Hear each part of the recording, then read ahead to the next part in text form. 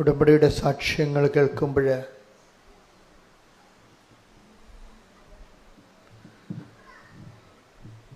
നമ്മൾ ശ്രദ്ധിക്കാതെ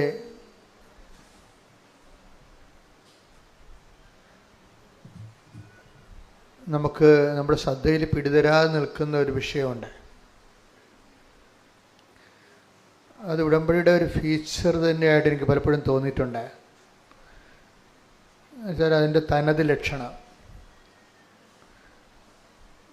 ഉടമ്പടിക്ക് നമ്മൾ 4 ഫീച്ചർ ഓൾറെഡി നമ്മൾ ഐഡൻറ്റിഫൈ എടുത്തിട്ടുണ്ട്.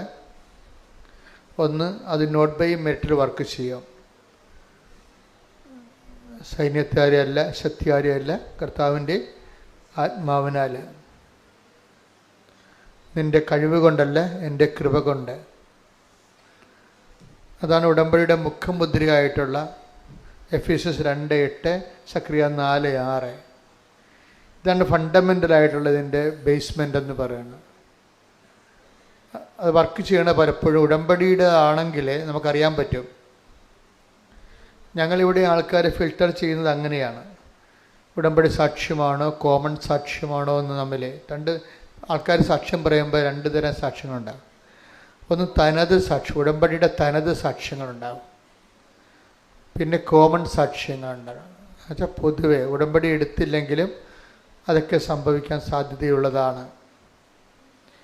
അപ്പോൾ അങ്ങനെ ഉടമ്പടി എടുത്തില്ലെങ്കിലും ഇതൊക്കെ സംഭവിക്കാൻ സാധ്യതയാണ് ഉള്ളതാണെങ്കിൽ ചിലപ്പോഴത് ആൾത്താരയിൽ പറയിപ്പിക്കാൻ ചിലപ്പോഴും അവസരം കിട്ടത്തില്ല. കാര്യം എന്താണ്? ഉടമ്പടിയുടെ തനത് ഫീച്ചറുള്ള സാക്ഷ്യങ്ങളുള്ളവരുടെ എണ്ണം കൂടുതലായി വരുമ്പോഴാണ് അങ്ങനെ സംഭവിക്കുന്നത്. എങ്കിലും ചില ആൾക്കാരുടേത് കോമൺ സാക്ഷ്യങ്ങളാണെങ്കിലും ഒരെണ്ണമെങ്കിലും ചിലപ്പോൾ ഉടമ്പടിയുടെ സാക്ഷ്യങ്ങളാവും. അവിടെ ലൈറ്റ് വെയ്റ്റനിങ് എന്ന് പറഞ്ഞ ഭാരച്ചുരുക്കം, ഗംഭീരമായ പ്രാരാബ്ധത്തോടെയുള്ള ഭയങ്കരമായൊരു വിഷയം, വളരെ തൂവലിൻ്റെ ഭാരത്തോടെ, ഒരു തൂവൽ ഭാരത്തോടെ അത് നമുക്ക് അനുഭവപ്പെടുമ്പോൾ അത് നമ്മൾ ചെയ്തത് നമ്മളല്ല, പരിശുദ്ധാത്മാവാണെന്ന് നമുക്ക് മനസ്സിലാകും. അതാണ് ലൈറ്റ് വെയ്റ്റിങ്. അത് ഉടമ്പടിയുടെ ഒരു ഫീച്ചറാണ്. ഉടമ്പടി എടുക്കുന്നവർക്ക്, സത്യസന്ധമായ ഉടമ്പടിയിൽ ജീവിക്കുന്നവർക്ക് എല്ലാവർക്കും തന്നെ ഇതൊരു പ്രതിഭാസമായിട്ട് ഫീൽ ചെയ്യാം. മൂന്നാമത്തേത് ടൈം ഷോർട്ടണിങ് ആണ്. ടൈം ഷോർട്ടണിങ് അതായത് വർഷങ്ങളായിട്ട് നടക്കാത്ത കാര്യങ്ങൾ ഉടമ്പടി എടുക്കുമ്പോൾ ചിലപ്പോൾ 1 ആഴ്ച കൊണ്ട് നടക്കുന്നു. ടൈം ഷോർട്ടണിങ് ചെയ്യും. ഇതിൻ്റെ ഓപ്പോസിറ്റായിട്ട് ഇന്നലെ ഒരു ചേട്ടത്തി ഒരു സാക്ഷ്യം പറഞ്ഞ് ടൈം ലാഗിങ് എന്ന്. എന്നുവെച്ചാൽ ചില കാര്യങ്ങൾക്ക് പെട്ടെന്ന് നടന്നാൽ പ്രയോജനമില്ലാത്ത കാരണം അത് പ്രയോജനപ്പെടുന്ന സമയത്തേക്ക് ഇങ്ങനെ ലാഗ് ചെയ്ത് കൊണ്ടുപോകും. അതും എനിക്ക് തോന്നിയിട്ടുള്ള ഒരു സത്യമാണ്. നമുക്ക് ചില കാര്യങ്ങൾ പെട്ടെന്ന് നടക്കത്തില്ല, പക്ഷെ നടക്കുന്ന സമയത്ത് നമുക്ക് പെട്ടെന്ന് നടന്ന് നമുക്ക് പ്രയോജനം ഉണ്ടാകത്തില്ല. മറിച്ച് നമുക്ക് പ്രയോജനമുള്ള സമയത്തേക്ക് ഇങ്ങനെ സമയദീർഘത, ടൈം ഷോർട്ടണിങ് പോലെ തന്നെയാണ്, സമയ ചുരുക്കം പോലെ തന്നെയാണ് സമയദൈർഘ്യം വരണത്. ഉടമ്പടിയുടെ ഒരു ഫീച്ചറാണ്. ഇതിൻ്റെ ഒരു 4ാമത്തെ ഫീച്ചർ എന്ന് പറയണത്, അല്ലെങ്കിൽ 5ാമത്തെ ഫീച്ചർ എന്ന് പറയണത് പ്രസൻസാണ്. മറ്റ് പ്രാർത്ഥനകളിൽ നിന്ന് ഉടമ്പടിയെ വ്യത്യസ്തമാക്കുന്നത് ദ പ്രസൻസ് ഓഫ് ഗോഡാണ്. അത് എല്ലാവരും തന്നെ സാക്ഷ്യം പറയുന്നതാണ്. മുല്ലപ്പൂവിൻ്റെ സുഗന്ധം, കഴിഞ്ഞ ദിവസങ്ങളിൽ 1 കോടി മുല്ലപ്പൂ ലോഡ് ചൊരിഞ്ഞ പോലെ എനിക്ക് ഫീൽ ചെയ്തെന്ന്. അപ്പം മാതാവിൻ്റെ സുഗന്ധമായിട്ടാണ് അവരതിനെ മനസ്സിലാക്കുന്നത്. ശരിക്കും മഴമില്ല് വീശി നിൽക്കുന്നതും പിന്നെ ഇപ്പോൾ സർവ്വവ്യാപിയായിട്ട് വരണത് സ്വപ്നങ്ങളാണ്. ഒരു ദിവസം ഒരു സ്വപ്നത്തെക്കുറിച്ചെങ്കിലും പറയാതെ ഒരു സാക്ഷ്യ ദിനങ്ങൾ സമാപിക്കത്തില്ല. ആരെങ്കിലും ആയിട്ടെങ്കിലും സ്വപ്നത്തെക്കുറിച്ച് സംസാരിക്കും. അത് വെറുതെ ഒരു കേവല സ്വപ്നങ്ങളല്ല, നിറവേറുന്ന സ്വപ്നങ്ങൾ. ഒരു വിഷയം നമുക്ക് പാടാണെന്ന് കണ്ടാൽ നമുക്കത് എടുക്കണ്ട എന്ന് എന്ന് വിചാരിച്ചാൽ നമുക്ക് എടുക്കുന്നതാണ് പ്രയോജനമെങ്കിൽ ദൈവം അത് എടുക്കുന്നതായിട്ട് സ്വപ്നം കാണിക്കും. അപ്പോൾ നമുക്ക് മനസ്സിലാകും അതെടുക്കാൻ ദൈവം ഉദ്ദേശിക്കുന്നുണ്ട്. ചിലപ്പോൾ ഒരു സിലബസിൽ ഏതെങ്കിലും ഒരു ഗ്രൂപ്പ് ഓപ്ഷനായിരിക്കും, ചിലപ്പോൾ ഒരു സ്ഥലമായിരിക്കാം, വീടായിരിക്കാം. നമ്മൾ വേണ്ട കളപ്പോട്ടെ എന്നൊക്കെ വിചാരിക്കുന്ന സമയം എടുക്കാൻ വേണ്ടി ദൈവം പറയും. അത് സ്വപ്നത്തിലേക്ക് വരുന്നത്. അതിന് പ്രസൻസ് എന്ന് പറയും. ഉടമ്പടിയിലെ എല്ലാ ദിവസവും തന്നെ സ്വപ്നങ്ങളെക്കുറിച്ച് വരുന്നുണ്ട്. അതുകൊണ്ട് തന്നെ എപ്പോഴും ഞാൻ സ്വപ്നങ്ങൾ ശ്രദ്ധിക്കണമെന്ന് പറയും. കാര്യം ബൈബിളിലെ ഈ പുതിയ കാര്യമല്ല, പണ്ട് മുതലേ ഈ സ്വപ്നങ്ങൾ ഇവിടെയുള്ള ഒരു ട്രാൻസ്പോർട്ടേഷൻ നടക്കുന്നുണ്ട്.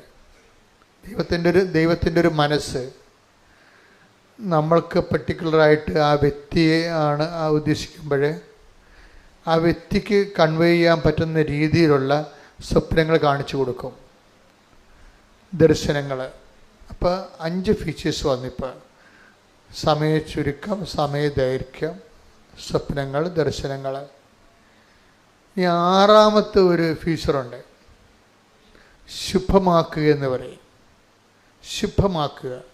എല്ലാ സാക്ഷ്യങ്ങളെയും പരിശോധിക്കുമ്പോൾ ശുഭമാക്കുന്നത് പറഞ്ഞു കഴിയുമ്പോൾ നമ്മൾ ആഗ്രഹിക്കുന്നതിനേക്കാൾ കൂടുതലായിരിക്കും സംഭവിക്കുന്നത്. അതിനാണ് ശുഭമാക്കുക. അത് not by merit but by ഗ്രേസുമായിട്ട് ബന്ധപ്പെട്ടാണ് ശുഭമാക്കുക കിടക്കുന്നത്. ഇപ്പം നമ്മൾ ഒരു വിഷയം വിചാരിക്കുന്നു, എന്നിട്ട് നമ്മളൊരു യൂണിവേഴ്സിറ്റിയിൽ ആഗ്രഹിക്കുന്നു. പക്ഷേ നമുക്ക് ദൈവം വേറെ യൂണിവേഴ്സിറ്റി കൊണ്ട് നമുക്ക് അഡ്മിഷൻ തരുന്നു. ആ യൂണിവേഴ്സിറ്റിയിൽ സത്യം പറഞ്ഞാൽ നമ്മൾ ആഗ്രഹിച്ച യൂണിവേഴ്സിറ്റി നമുക്ക് സ്കോളർഷിപ്പ് കിട്ടാൻ പാടാണ്. പക്ഷേ ദൈവത്തിനറിയാം മറ്റ് യൂണിവേഴ്സിറ്റി നിങ്ങൾക്ക് സ്കോളർഷിപ്പ് കിട്ടുമെന്നുണ്ടെങ്കിൽ നിന്നോടൊക്കെ പ്ലേസ് ചെയ്യും. അതിനാണ് ശുഭമാക്കുക എന്ന് പറയുന്നത്. എപ്പോഴും നമ്മളൊരു ഓപ്ഷൻ വെക്കേണ്ടത് ശുഭമാക്കണമേ എന്നുള്ളത് പ്രാർത്ഥനയുടെ ഭാഗമാക്കണം. നമ്മുടെ പിതാക്കന്മാരുടെയൊക്കെ പ്രാർത്ഥന നോക്കിയാൽ മനസ്സിലാകും. എല്ലാവരും പ്രാർത്ഥിക്കണം, ശുഭമാക്കാനാണ് പ്രാർത്ഥിക്കണം. എന്ന് വെച്ചാൽ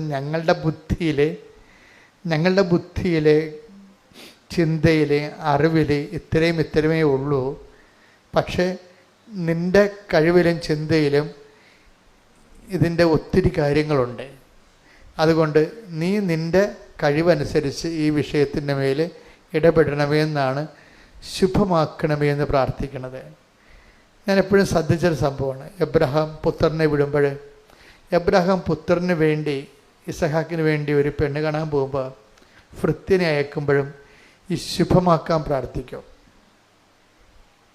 അങ്ങനെ എടുത്ത് പ്രാർത്ഥിക്കുന്നുണ്ടത്.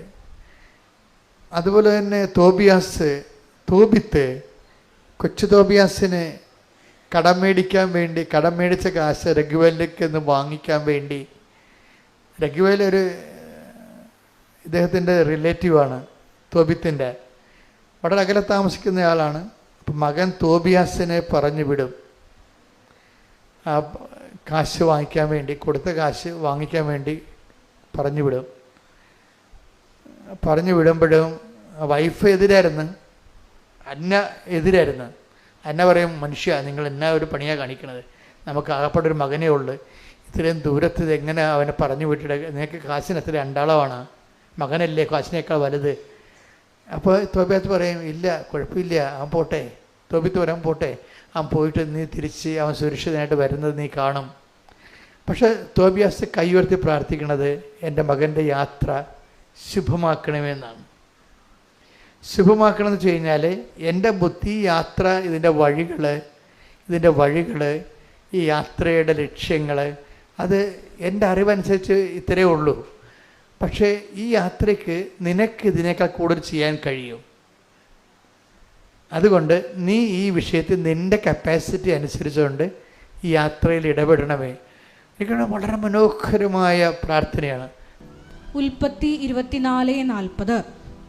അവൻ എന്നോട് പറഞ്ഞു, ഞാൻ സേവിക്കുന്ന കർത്താവ് തന്റെ ദൂതനെ നിന്റെ മുൻപേ അയച്ച് നിന്റെ വഴി ശുഭമാക്കും.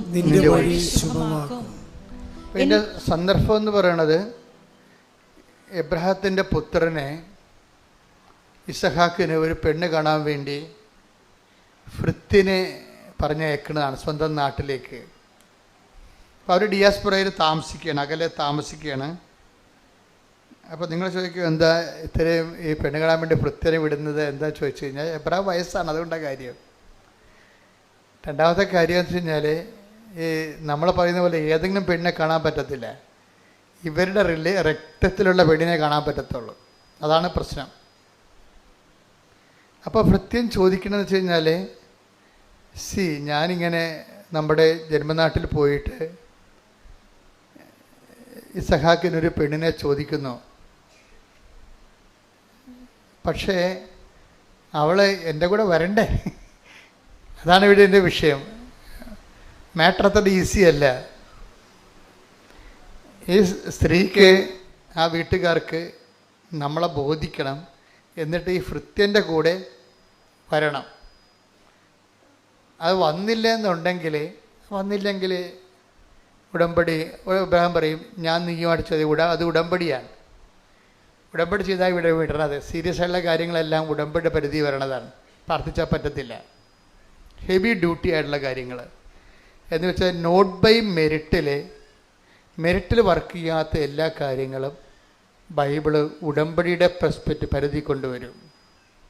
അതെപ്പോഴും നമ്മൾ ശ്രദ്ധിക്കണം. എന്തുകൊണ്ടാണ് കവനൻ്റ് വരണമെന്ന് വെച്ച് കഴിഞ്ഞാൽ, നമ്മുടെ കഴിവിൽ ഒതുങ്ങാത്ത കാര്യങ്ങൾക്കാണ് നമ്മൾ. അപ്പോൾ നിങ്ങൾ നിയോഗങ്ങൾ എഴുതുമ്പോൾ ശ്രദ്ധിക്കണം. സ്വാഭാവികമായി നടക്കുന്ന കാര്യങ്ങളൊന്നും ഉടമ്പടി വെക്കേണ്ട കാര്യമില്ല ശരിക്കും. അത് നിങ്ങളുടെ പ്രാർത്ഥന കൊണ്ടോ സ്വാഭാവികമായുള്ള കാര്യങ്ങൾ കൊണ്ടോ അത് നടന്നു പോകും. പക്ഷേ ചില കാര്യങ്ങൾ നമ്മുടെ കയ്യിൽ ഒതുങ്ങുന്നില്ല, നമ്മുടെ കഴിവിൻ്റെ അപ്പുറത്താണ് വിഷയമെങ്കിൽ അത് ദൈവത്തെ നിയമപരമായിട്ട് തന്നെ ദൈവത്തെ അതിനെ ബൗണ്ട് ചെയ്യിക്കണം. ഉടമ്പടിയുടെ ഉദ്ദേശം എന്ന് പറയുന്നത് നിയമപരമായി ദൈവത്തെ ബൗണ്ട് ചെയ്യിക്കുകയാണ്. നിയമം എന്ന് പറയുമ്പോൾ എന്താ ഉദ്ദേശിക്കുന്നത്? പഴയ നിയമം അല്ലെങ്കിൽ പ്രമാണങ്ങൾ നിയമപരമായിട്ട് നമ്മൾ ലീഗൽ വെലിഡിറ്റി എന്ന് പറയും, നിയമസാധുത. അപ്പോൾ നമ്മുടെ ഒരു വിഷയത്തിൽ ദൈവത്തെ കക്ഷി ചേർക്കുന്നതിന് നമ്മൾ കുറച്ച് നിയമപരമായ വാലിഡിറ്റി വേണം. അതിനെന്ത് ചെയ്യണമെന്ന് വെച്ച് കഴിഞ്ഞാൽ, നിയമങ്ങൾ നമ്മൾ പാലിച്ചു കൊള്ളാമെന്ന് നമ്മൾ ദൈവത്തോട് വാഗ്ദാനം ചെയ്യണം. അങ്ങനെ നിയമപരമായി ദൈവത്തെ കക്ഷി ചേർക്കണം. ആ വിഷയത്തിൽ നിയമങ്ങൾ നമ്മൾ പാലിച്ചു കൊള്ളാവുന്ന. അതുകൊണ്ടാണ് ഈ ഉടമ്പടിയിലെ നിബന്ധനകൾ പോലെ തന്നെ പ്രധാനപ്പെട്ടതാണ് നിയമങ്ങൾ. ഉടമ്പടി നിങ്ങൾ ക്രിസ്ത്യൻസ് എടുത്തോ നോൺ ക്രിസ്ത്യൻസ് എടുത്തോ ഐ ഡോണ്ട് മൈൻഡ്. പക്ഷേ ആരെടുത്താലും ആ ഉടമ്പടിയുടെ നിയമങ്ങൾ നിങ്ങളുടെ രീതി കൊണ്ടുപോയി ആക്കിയെടുക്കരുത്. ദൈവിക നിയമങ്ങളാണ്. അത് പാലിച്ചോളാവുന്നതാണ് നമ്മൾ ഉടമ്പടി ചെയ്യണത്. അത് നിങ്ങൾ അതിൻ്റെ അകത്ത് ഡൈല്യൂട്ട് ചെയ്യാൻ പറ്റത്തില്ല. ഡൈല്യൂട്ട് ചെയ്യുന്നില്ലെങ്കിൽ, ഇപ്പോൾ കർത്താവിൻ്റെ ദിവസം പരിശുദ്ധമായി ആചരിക്കണം, നിയമമാണത്. അത് ഞായറാഴ്ചയാണ്. അത് എക്സോർവായി ഉടമ്പടി എടുത്താലും ഞായറാഴ്ച പാലിക്കാൻ ബാധ്യസ്ഥമാണ്. സംശയമില്ലല്ലോ. നിങ്ങൾ മരമറിയാതെ കൊടിയിട്ടിട്ട് കാര്യമില്ല. മരമറിയാതെ കൊടിയിട്ട് കാര്യം. ഇപ്പോൾ ഞാനൊരു സാക്ഷി ദിവസങ്ങൾ കേട്ടത് രമ്യ രവീന്ദ്രൻ്റെ സാക്ഷിയാണ്. അത് ശുഭമാക്കണമായിട്ട് ബന്ധപ്പെട്ടത്. അതുകൊണ്ടാണ് ഇത് ശുഭമാക്കലെടുക്കാൻ കാരണം. രമ്യ രവീന്ദ്രൻ ഇവിടുന്ന് UK ചെല്ലും. അപ്പോൾ രമ്യ രവീന്ദ്രൻ്റെ പ്രശ്നം ഹെവി ഡ്യൂട്ടിയാണ് പ്രോബ്ലം. അവർ മാത്രമാണെങ്കിൽ കുഴപ്പമില്ല, അവർ ഹോസ്പിറ്റൽ നേഴ്സാണ്. അവർ UK ചെല്ലുമ്പോൾ അവർക്ക് ഭർത്താവിനെയും കുഞ്ഞുങ്ങളെയും കൊണ്ടുവരണം. അതാണ് അവരുടെ മെറിറ്റിൽ നിൽക്കാത്തതിൻ്റെ കാരണം. Not by merit. ഉടമ്പടി എന്താ? നിങ്ങളുടെ യോഗ്യത കൊണ്ടല്ല, ദൈവത്തിൻ്റെ കൃപ കൊണ്ടാണ്. അപ്പോൾ രമ്യ രവീന്ദ്രന് ഈ ഭർത്താവിനെയും മക്കളെയും UK കൊണ്ടുവരാനുള്ള മെറിറ്റില്ല. എന്താ കാരണം? ഭർത്താവിനെയും മക്കളെയും അവിടെ കൊണ്ടുവരണമെങ്കിൽ വീട് വേണം. അതിൻ്റെ മെറിറ്റ് എന്ന് പറയുന്നത് വീടാണ്. പക്ഷേ വീട് വാങ്ങിക്കാനുള്ള കപ്പാസിറ്റി ഇല്ല. വീട് ഭർത്താവിനും, അവസാനം ഇവർ ഭർത്താവിനെയും മക്കളെയും UK കൊണ്ടുവരും. കാര്യം ടിക്കറ്റൊക്കെ നേരത്തെ എടുത്തു പോയതാണ്. ഒരു വീട് സെറ്റ് ചെയ്തായിരുന്നു. ഒരു വീട് സെറ്റ് ചെയ്തതാണ്, കിട്ടുമെന്നൊക്കെ ഉറപ്പായിട്ട് അഡ്വാൻസൊക്കെ കൊടുത്ത സംഭവമാണ്. പക്ഷേ ഇവിടുന്ന് ഫ്ലൈറ്റ് കയറിയപ്പോൾ, ഭർത്താവും മക്കളും ഫ്ലൈറ്റിൽ കയറിയപ്പോഴത്തുണ്ട് ആ കിട്ടിയ വീട് കട്ടായിപ്പോയി. അവിടുത്തെ കൗൺസിലർമാരുമായിട്ട് എന്തോ നിയമപരമായ പ്രശ്നം വന്നിട്ട് കൗൺസിലർ പറഞ്ഞ് ഈ വീട് നിങ്ങൾക്ക് കിട്ടാൻ സാധ്യതയില്ല എന്ന് പറഞ്ഞു. അപ്പോൾ ഭർത്താവും മക്കളും ഇന്ത്യയിൽ നിന്ന് സ്റ്റാർട്ടായിപ്പോയി, പക്ഷേ കിട്ടിയ വീട് പോവുകയും ചെയ്തു. ഇപ്പം രമ്യ ഉടമ്പടിയിൽ ഇങ്ങനെ വളരെ കൃത്യമായിട്ട് നിൽക്കുന്ന ആളാണ്. ഇപ്പം എന്ത് വിഷയം ഉണ്ടെങ്കിലും കൃപാസനം മാതാവിനോട് ഉടനെ പറയും, അമ്മേ അവർ സ്റ്റാർട്ടായി പോയല്ലോ, ഇതിപ്പോഴ് ഇവിടുന്ന് വീട് കിട്ടി കയ്യിലുണ്ടായിരുന്ന വീട് കിട്ടാൻ പോയ വീട് കയ്യിൽ നിന്ന് മുട്ടയും പോവുകയും ചെയ്യും, ഞാൻ എവിടെ പൊറപ്പിക്കുമെന്ന് ചെയ്യും. അത് വലിയ തലവേദനയാവും. കാര്യം ഇവരുടെ ഹോസ്റ്റലിൽ ഫാമിലിക്ക് താമസിക്കാൻ പറ്റത്തില്ല. അവർക്ക് ഒരു നേഴ്സിന് താമസിക്കാം, ലേഡീസ് ഹോസ്റ്റലാണ്. അവിടെ എങ്ങനെ ഫാമിലി താമസിക്കണത്? അത് നടക്കത്തില്ല. അപ്പോൾ രമ്യ മാതാവിനോട് പറഞ്ഞ് വളരെ പട്ടാങ്ങി പറഞ്ഞപ്പോൾ മാതാവ് ഒരു സെറ്റിൽമെൻറ്റ് കൊടുത്തു. 1 മാസത്തേക്ക് ആ ഹോസ്റ്റലുകാർ ഇവർ അക്കോമഡേറ്റ് ചെയ്യാൻ തീരുമാനിച്ചു. ഭർത്താവിനെയും 2 കുഞ്ഞുങ്ങളെയും രമ്യയും ലേഡീസ് ഹോസ്റ്റലിലാണ്. എന്തൊരു കഷ്ടമായിട്ട് സംഭവം. എന്നാലും അമ്മ നമുക്കറിയാമല്ലോ, ഈ നെഞ്ചിൽ തൂങ്ങണ കശ്രൂവില്ലേ, അത് വലിയൊരു ഉറപ്പാണ്. അതെന്താ ഉറപ്പെന്ന് വെച്ച് കഴിഞ്ഞാൽ, നമുക്ക് എന്തെങ്കിലും ഒരു കംപ്ലൈൻറ്റ് ഉണ്ടെങ്കിൽ ഓടി കൃപാസനത്തിൽ വരാൻ പറ്റുമോ? ഇല്ലല്ല. അപ്പം നെഞ്ചിലെ കശ്രൂരം പിടിച്ചിട്ട് വിശ്വാസപ്രമാണം ചെല്ലും. അതിനാണ് നിങ്ങൾക്ക് തന്നിരിക്കുന്നത്, ഉടമ്പടിയാണ്. അത് ഉടമ്പടി കശ്രൂ എന്നാണ് എൻ്റെ പേര്, വേറെ കശ്രൂന്നല്ല. അതുകൊണ്ടാണ് അതുപോലെ വേറെ ഒന്നും ഇല്ലാത്തത്. അത് വെച്ച് കഴിഞ്ഞാൽ അതിന്മേ തൊട്ട് വിശ്വാസപ്രമാണം ചൊല്ലിക്കഴിഞ്ഞാൽ നിങ്ങളുടെ ഉടമ്പടിയിൽ നിങ്ങൾ ഇപ്പോഴും നിലനിൽക്കുന്നുവെന്ന് നമ്മൾ ദൈവത്തെ ബോധ്യപ്പെടുത്തുകയാണ്. അതുകൊണ്ടാണ് നിങ്ങളെ ഉടമ്പടി നിലനിൽക്കുമെന്ന് പറയാൻ കാര്യം. അപ്പം ആവശ്യമുള്ളപ്പോൾ മാത്രം ചെയ്യല്ല. രമ്യ ഉടമ്പടിയിൽ അങ്ങനെ നിലനിൽക്കുന്ന ആളാണ്. കാര്യം നിലനിൽക്കുന്ന ആളായതുകൊണ്ട് അവൾക്ക് വേറെ ഒരു മാർഗ്ഗമില്ല. അപ്പോൾ അവൾ ഈ കാശിൽ തൊട്ട് വിശ്വാസപ്രമാണം ചെല്ലുമ്പോൾ അമ്മ എന്ത് ചെയ്യുമെന്ന് ചോദിച്ചപ്പോൾ അമ്മ എന്ത് ചെയ്ത്, പെട്ടെന്ന് തൽക്കാലത്തേക്ക് നിൽക്കാൻ വേണ്ടി ഹോസ്റ്റലിൽ തന്നെ ഇവർക്കൊരു പ്രൊവിഷൻ കൊടുത്ത്, ഭാര്യയും ഭർത്താവിനും കുഞ്ഞുങ്ങൾക്കും തൽക്കാലം ഈ ലേഡി ഹോസ്റ്റലിൽ താമസിക്കാം, 1 മാസം കഴിയുമ്പോൾ മാറണമെന്ന് പറഞ്ഞു. അപ്പം അങ്ങനെ തൽക്കാലം വന്നവർ മഞ്ഞ് കൊള്ളാതെ അതിൻ്റെ കയറി താമസിക്കുന്നുണ്ട്. പക്ഷേ ഞാണമ്മക്കളി പോലെയുള്ള പരിപാടിയാണ്. ഈ ഞാണമ്മയിൽ നമ്മൾ നിർത്തുന്നതിൻ്റെ ഉദ്ദേശം നമ്മൾ നിരാശപ്പെട്ട് തൂങ്ങിക്കെട്ടിപ്പോയി തൂങ്ങിച്ചാകണമെന്നല്ല എൻ്റെ അർത്ഥം. പ്രാർത്ഥിക്കണമെന്നാണ് ഉദ്ദേശിക്കണം. ഉടമ്പടിയിലുള്ളവർക്ക് ഉള്ള ഗുണമെന്ന് വെച്ച് കഴിഞ്ഞാൽ, ഉടമ്പടിയിൽ ഉണ്ടായാലുള്ള ഗുണം പ്രാർത്ഥിച്ചാൽ കേൾക്കുമെന്നുള്ള ഉറപ്പാണ്. അതാണ് ഉടമ്പടി നമുക്ക് തരുന്ന ഏറ്റവും വലിയ ഗുണങ്ങൾ. അതായത് ഉടമ്പടി ഉള്ളവർക്ക് അവർക്കൊരു ക്ലെയിമുണ്ട്. കാര്യം ഉടമ്പടിയിലാണല്ലോ നമ്മളിരിക്കുന്നത് ദൈവമായിട്ട്. അപ്പോൾ ഉടമ്പടി നമുക്ക് തരുന്ന ഒരു ക്ലെയിമുണ്ട്. ഈ ക്ലെയിം വെച്ചുകൊണ്ട്, അതുകൊണ്ടാണ് ഞാൻ എപ്പോഴും പറഞ്ഞത്, ഉടമ്പടി നിങ്ങൾ ദൈവത്തോട് ചെയ്ത നിബന്ധനകൾ ഉഴപ്പരുത്. അതുകൊണ്ട് നിങ്ങൾ ഒരു പ്രശ്നം ഉണ്ടായിക്കഴിയുമ്പോൾ ആ സമയത്ത് വിളിച്ചാലൊന്നും ഉടമ്പടി ബ്രേക്ക് ആണെങ്കിൽ പ്രാർത്ഥന ഫ്ലോപ്പായി പോകും. ചില ആൾക്കാർ ടേസ്റ്റ് നോക്കാനും ഉപ്പ് നോക്കാനും ഒക്കുവോ ഒക്കത്തില്ലേ എന്നൊക്കെ നോക്കിക്കൊണ്ട്, അതുകൊണ്ടാണ് എല്ലാം വെരിഫൈ ചെയ്യണം. 3 പേരെ നിർത്തിയല്ലേ വെരിഫൈ ചെയ്യണത്. അച്ഛൻ്റെ അടുത്ത് വരുമ്പോൾ ആൾക്കാർ അവർ സ്ട്രിക്റ്റ് ഉടമ്പടിയിലാണോ എന്നറിയാൻ വേണ്ടിയാണ് ഈ വെരിഫിക്കേഷൻ മുഴുവൻ നടത്തുന്നത്. സ്ട്രിക്റ്റ് ഉടമ്പടിയിലല്ലാത്ത ഒരാൾക്കാർ ഇപ്പോഴത്തെ കണ്ടീഷൻ നോക്കേണ്ട കാര്യമില്ല. എന്താ കാര്യം?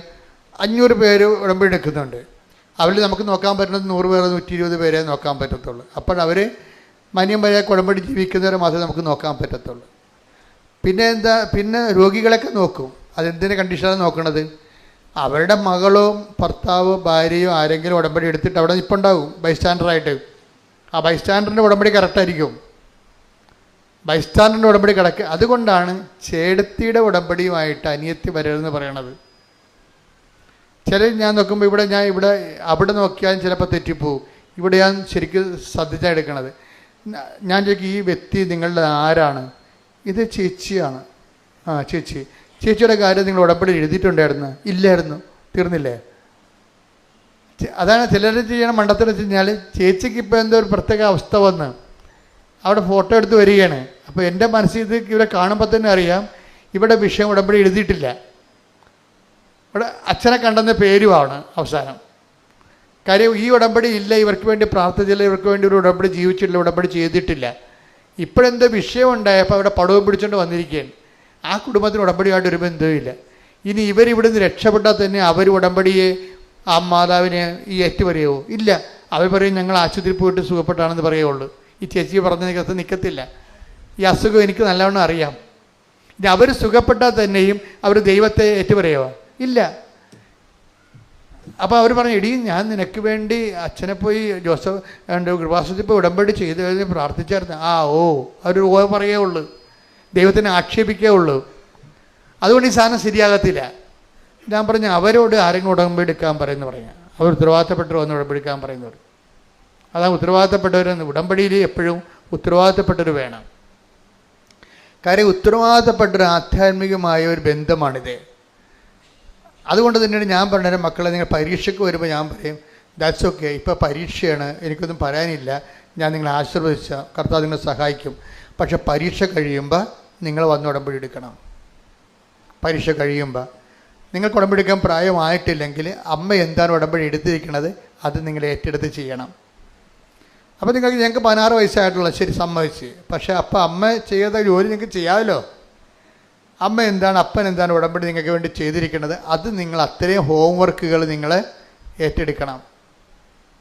അപ്പോൾ മാത്രമേ ഈ പ്രാർത്ഥന ജനുവിനാകത്തുള്ളൂ. അല്ലെങ്കിൽ കൈ നനയാതെ മീൻ പിടിക്കണ പോലെ ഇരിക്കും. അങ്ങനെ സത്യസന്ധമല്ലാത്ത പ്രാർത്ഥനയ്ക്ക് ദൈവം അംഗീകരിക്കത്തില്ല. അതാണ് ഏറ്റവും വലിയ വിഷയം. കാര്യം ഇതിന് സത്യത്തിൻ്റെയും വിശ്വസ്തതയുടെയും പ്രാർത്ഥനയാണ്.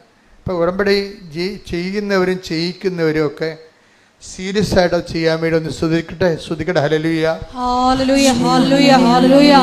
ഈശോയേ ദിവ്യകാരുണ്യനാഥ, ഉടമ്പടി നിബന്ധനകൾ വിശ്വസ്തതാപൂർവ്വം ശ്രദ്ധിക്കേണ്ടത് ആധ്യാത്മിക ജീവിതം ഒരു സ്പെക്കുലേറ്റീവ് ആയിട്ടുള്ള സാങ്കല്പികമായ അല്ലെങ്കിൽ ഒരു ആശയ ജീവിതമല്ല.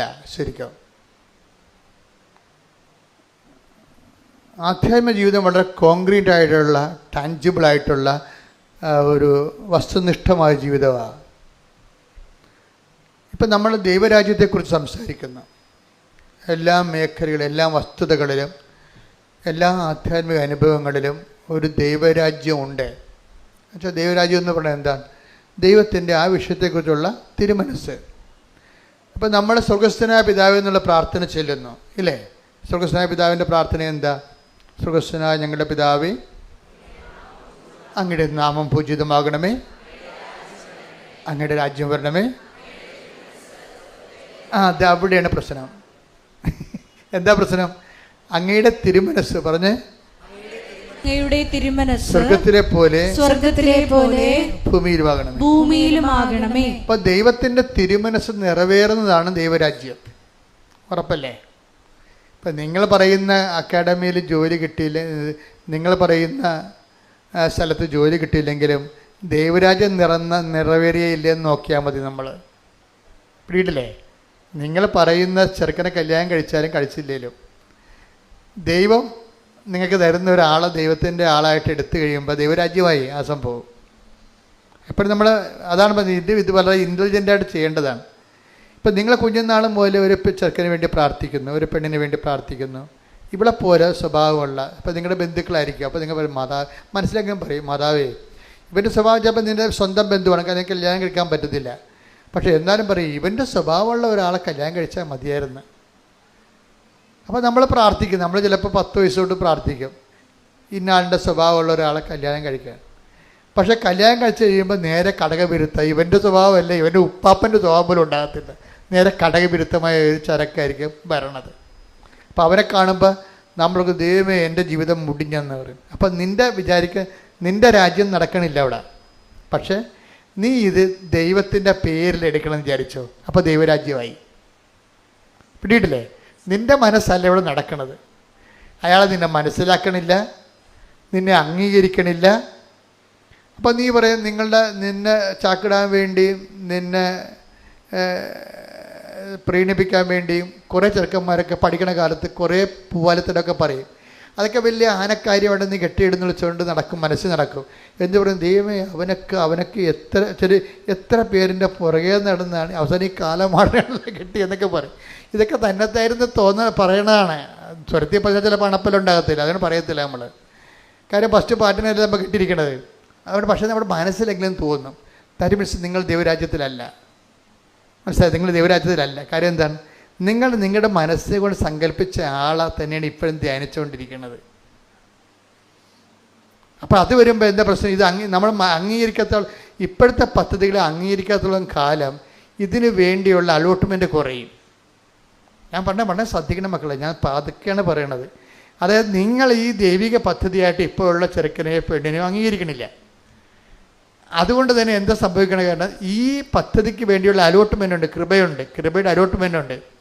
നിങ്ങളിത് അംഗീകരിക്കണില്ല. നിങ്ങൾ പണ്ട് നിങ്ങൾക്ക് ഇഷ്ടപ്പെട്ട ആളിനെ ഇപ്പോഴും മനസ്സുകൊണ്ട് അംഗീകരിക്കണമെന്നുണ്ടെങ്കിൽ ഈ ഭർത്താവിന് വേണ്ടി നമ്മൾ പ്രാർത്ഥിച്ചാൽ നന്നാകണമെന്ന് പറഞ്ഞാൽ നന്നാകത്തില്ല.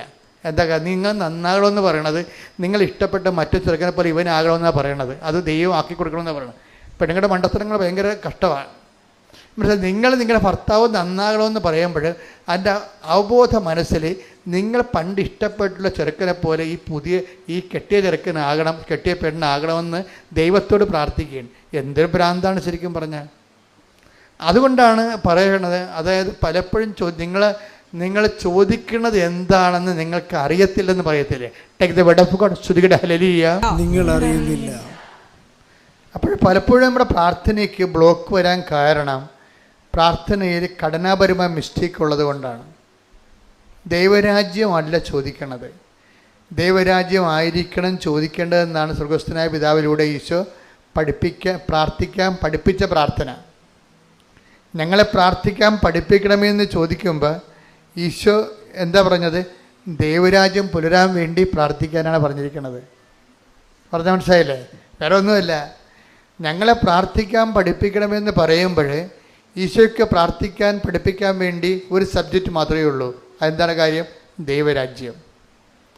ഈ ദൈവരാജ്യത്തിൽ നമ്മൾക്ക് ഈ ദൈവരാജ്യം സ്വീകരിക്കാൻ വേണ്ടി മാത്രം പരിശുദ്ധാത്മാവ് നമ്മളെ ഒരുക്കുമ്പോൾ നമുക്ക് കിട്ടിയിരിക്കുന്ന ദൈവരാജ്യത്തിൽ നമുക്ക് സന്തോഷമുണ്ടാകും. അത് ലോക സന്തോഷമല്ല, പരിശുദ്ധാത്മാവിൻ്റെ സന്തോഷമാണ്. പറഞ്ഞ മനസ്സിലായില്ലേ? അതുകൊണ്ടാണ് നീതി, ദൈവരാജ്യം, ഭക്ഷണവും പാനീയവും. 14:17 എടുത്ത് 14:17.